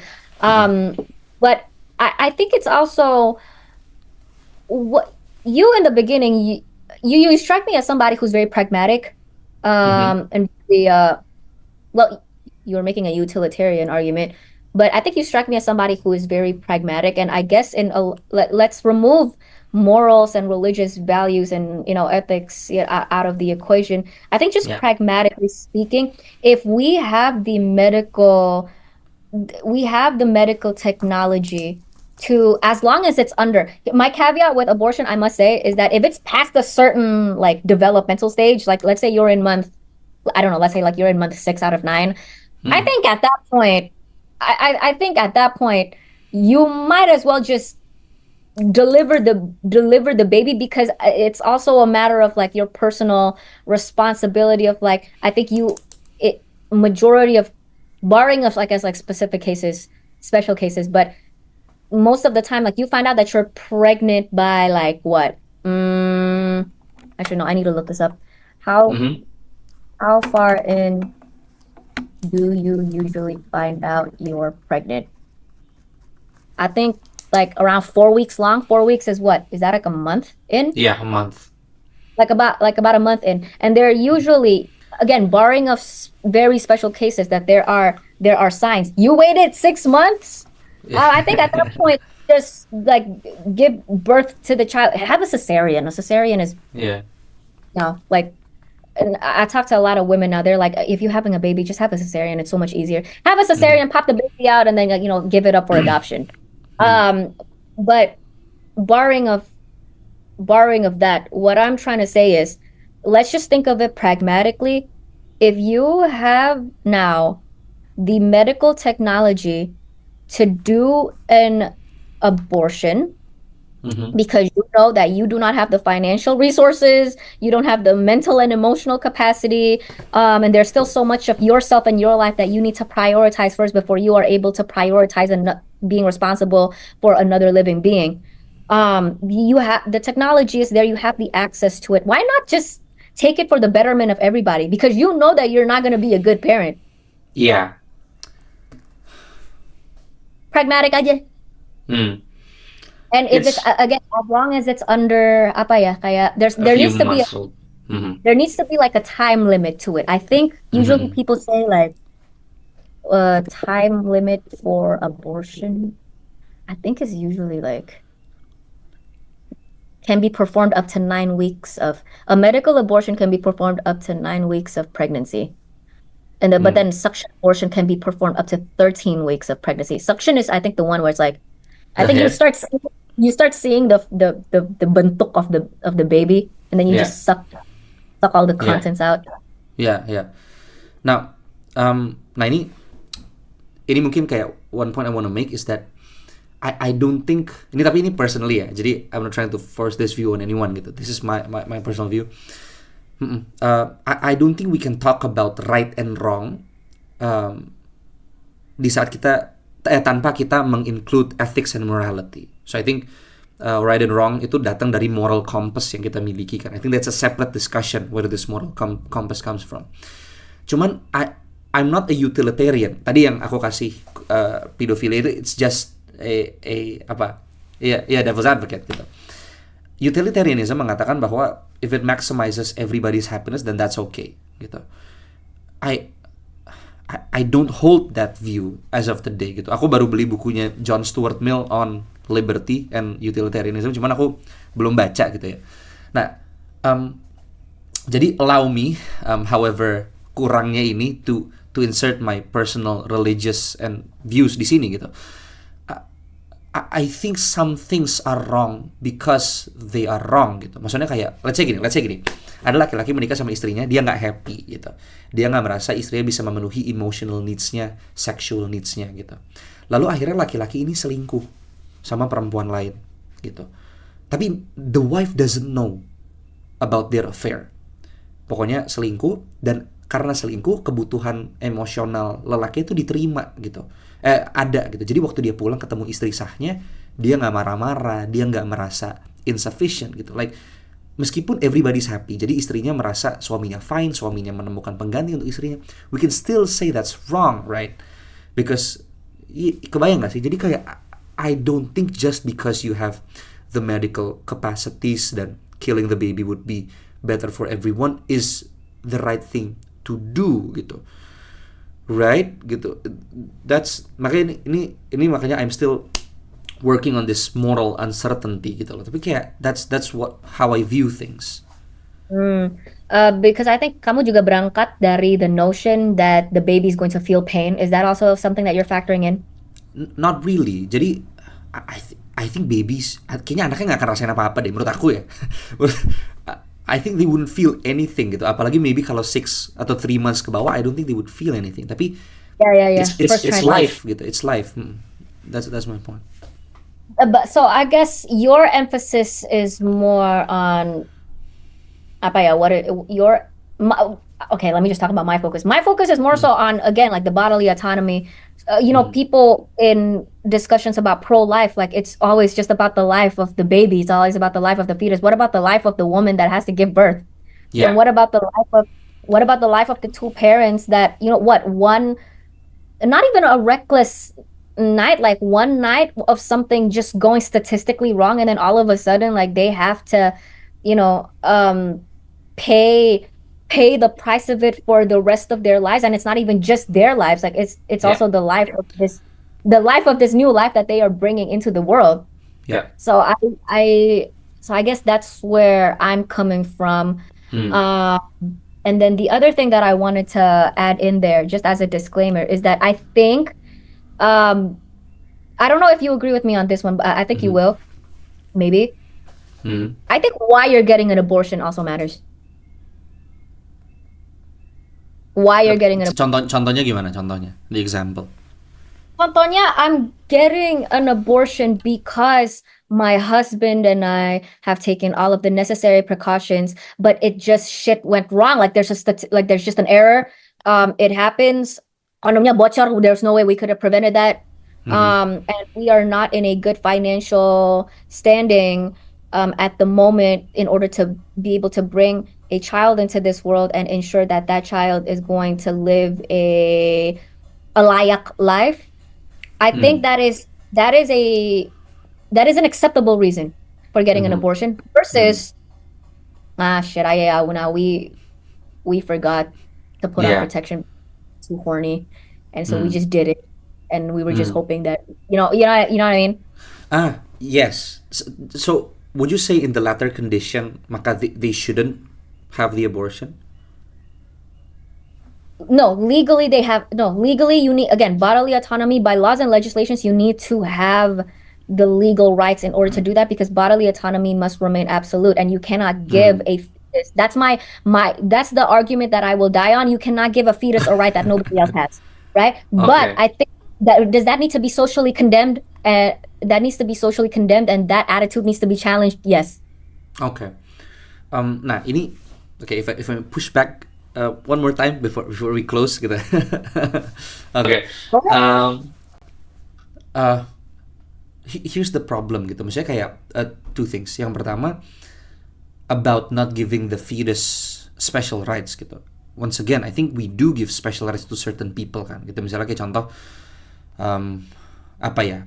Contoh deh, misalnya kita naik Transjakarta, kenapa sih yang dari dalam bis mesti turun duluan? Bukan orang dari peron, dari stasiun, dari haltenya masuk ke dalam dulu, you know? Like, that's siapa That in duluan law? gitu kan? Kenapa? Is that in the law? I'm not sure if that's in the law, but I think itu acceptable. Normnya tuh seperti itu gitu. Jadi kayak kalau misalnya No, that's not a law. In law, Okay. there's no special. Okay. There's no. okay, let's choose another example. Misalnya kayak I don't know, maybe non-combatants atau older people or men and women should have certain privileges in wartime. Is that in international law or something? That's not an international law. So that is not a formally written down legislation. That is a form of like I would say a social courtesy that we do, but it's arriving from a utilitarian and pragmatic standpoint. The reason why, for example, like in the Titanic, the women and the children and the elderly, the elderly goes first. Women and the children, they're the future, right? So you need to save the Yeah. future. The women is because you only need one man to be able to impregnate multiple women, whereas like you know what I mean? Yeah. This is what Kanye also brought up, right, in your discussion. Exactly. So you only need one man to be able to impregnate like all of these like different women, whereas like with different women, and the opposite doesn't work. So Yeah. with children is because they're the future. With women is because they can just keep getting pregnant and push out a bunch of babies. With the elderly, it's actually because they're kata kasarnya like they're not useful. Like in situations like in the Titanic, for example, the elderly might just, if anything, make things more unproductive. Yeah. They're slow. They're gonna be taking up space. They're gonna be blocking exits or entryways, and so it's better for all of these people to just disingkirkan. You know? Yeah. Yeah. So that's the reason. Okay. Why. That's not in law. Okay. Aku kalau gitu nggak bisa kasih contoh sekarang about the law gitu. But I would say it's better kalau misalnya ada hukum seperti itu, gitu. Jadi misalnya kayak atau yang paling eksplisit adalah non-combatants itu tidak boleh diserang waktu perang. Non. Okay. Yeah. So this is in international law gitu. Jadi jadi kayak sekarang tuh people are more lagi mengadopsi nilai-nilai HAM ke dalam ilmu berperang gitu. Bagaimana kalau perang itu you need to be as discriminatory as possible. Yang mau diserang hanya competence-nya aja gitu. Nah, so those are special privileges. All are human, ya kan? Tapi karena different conditions, maka they have different let's say some have privileges more than others gitu. Nah, I think we should give this baby fetus whatever it is the same kind of treatment gitu. Itu pertama. Tadi what was your original question? Aku jadi lupa deh sekarang. Well, my original is like, are you okay with giving a fetus a legal privileges that no other human being has? Are you okay with setting that type of precedence that, oh, it's okay, like, all is equal under the law except for. Iya. Tapi I mean we sometimes do those exceptions karena conditions juga kan. Like isn't that true gitu? Well, because I I don't think know with the legally. because the I don't know anything about international humanitarian law and like Yeah. combatants. With non-combatants, the reason is there's non-combatants and there are combatants. Combatants make the willingful, conscious decision to engage in combat. So if they Yes. die in combat, that's something that they signed up for. Yeah. That's something that they signed up for. Non-combatants don't sign up for that. So there needs to be a distinction, right? So what would be, I guess, what's the equivalent of that in abortion? Um, I would say maybe the equivalent adalah tadi karena both combatants and non-combatants are human, and ini from my perspective, the baby and anyone outside the womb are human. Dan tapi karena different conditions, jadi kayak sama seperti combatants tidak memilih ada di medan perang, bayi ini juga tidak memilih ada di dalam rahim ibunya. Maka kita memberikan dia special privilege di sana. Gitu. So But that's she didn't choose to get pregnant. I'm sorry, kenapa? But there are also, okay, what's very difficult is that there are also instances where the woman doesn't choose to get pregnant either. It's just a statistical error. Yeah, I am aware of that. Tapi sama juga tentara Ukraina tidak sign up untuk berperang dengan Rusia. Kebayang nggak sih? Because they sign up they sign up in war. oh, itu Doesn't matter who they're going up against. Yeah. Yeah. Doesn't Okay. matter. But the other thing, relating to abortion, the thing is, why I disagree with you on this one is because for me, I'm saying we give everybody the right to be able to get an abortion for like legally. Legally, Yeah. you have the right to get an abortion. But what I am in favor of is there needs to be a time limit. So you can't get an abortion like literally 1 week before your baby's due. Yeah. You know what I Yeah. mean? So just taking that into consideration, assuming that there is a time limit, everybody has the legal right to get an abortion for whatever reason. Okay? Yeah. Okay. That does not take away the right for you and your wife to not get an abortion. Yeah. Okay. What you were proposing takes away my right to get an abortion based off of and it's coming from your stance is built off of your personal morals, your religious values and teachings. And so it's also the question of why do some people based off of their own personal values and morals get to create laws that other people need to abide by? So it's just so much easier and it's so much more fair. And it's easier if you just give the access there for those that want it, that need it, you get it. And if you don't need it, don't want it, you just don't get it. Yeah. Yeah. Gitu loh. Last question. Ini kali beneran last question. Aku merasa I'm kayaknya having fun with this, so don't feel like you're inconveniencing me or whatever. Like I genuinely Okay. Thank you. Aku pengen nanya gini aja sih, maksudnya ini tuh jadi ada 2 pertanyaan sekarang. Go. Jadi so 2 points ya. Yang pertama, I think I'm not gonna ask you about religion karena kayaknya misalnya ini akan tercakup di sini gitu. I think without God, kalau misalnya God doesn't exist gitu, we are all that is, there are, ya kan. I don't think we have objective moral value, so we can't say something is objectively wrong, you know. Kayak kebayang gak sih, karena we're all, let's say, cosmic orphans gitu, we are all here by accident, ya kan. There's the only thing yang bisa mengatakan benar atau salah adalah mungkin kita menetapkan bersama-sama, so it's intersubjective. Then I would also say that human rights is a myth, it's a literal myth because we made that up, right? Gitu. Yeah. misalnya kayak Gitu. Jadi kayak misalnya praying mantises setelah the male and the female kawin, the female would often break the neck of their spouses gitu.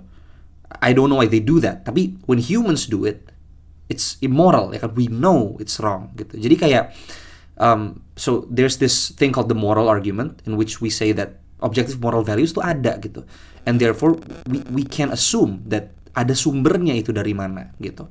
Jadi first of all, I think when we talk about this is wrong or this is right, we're actually referring to an absolute ya kan.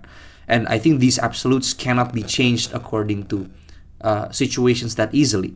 Nah, tapi that's a point. Nah, tapi the question I want to ask adalah, kalau misalnya ada sistem pemerintahan di mana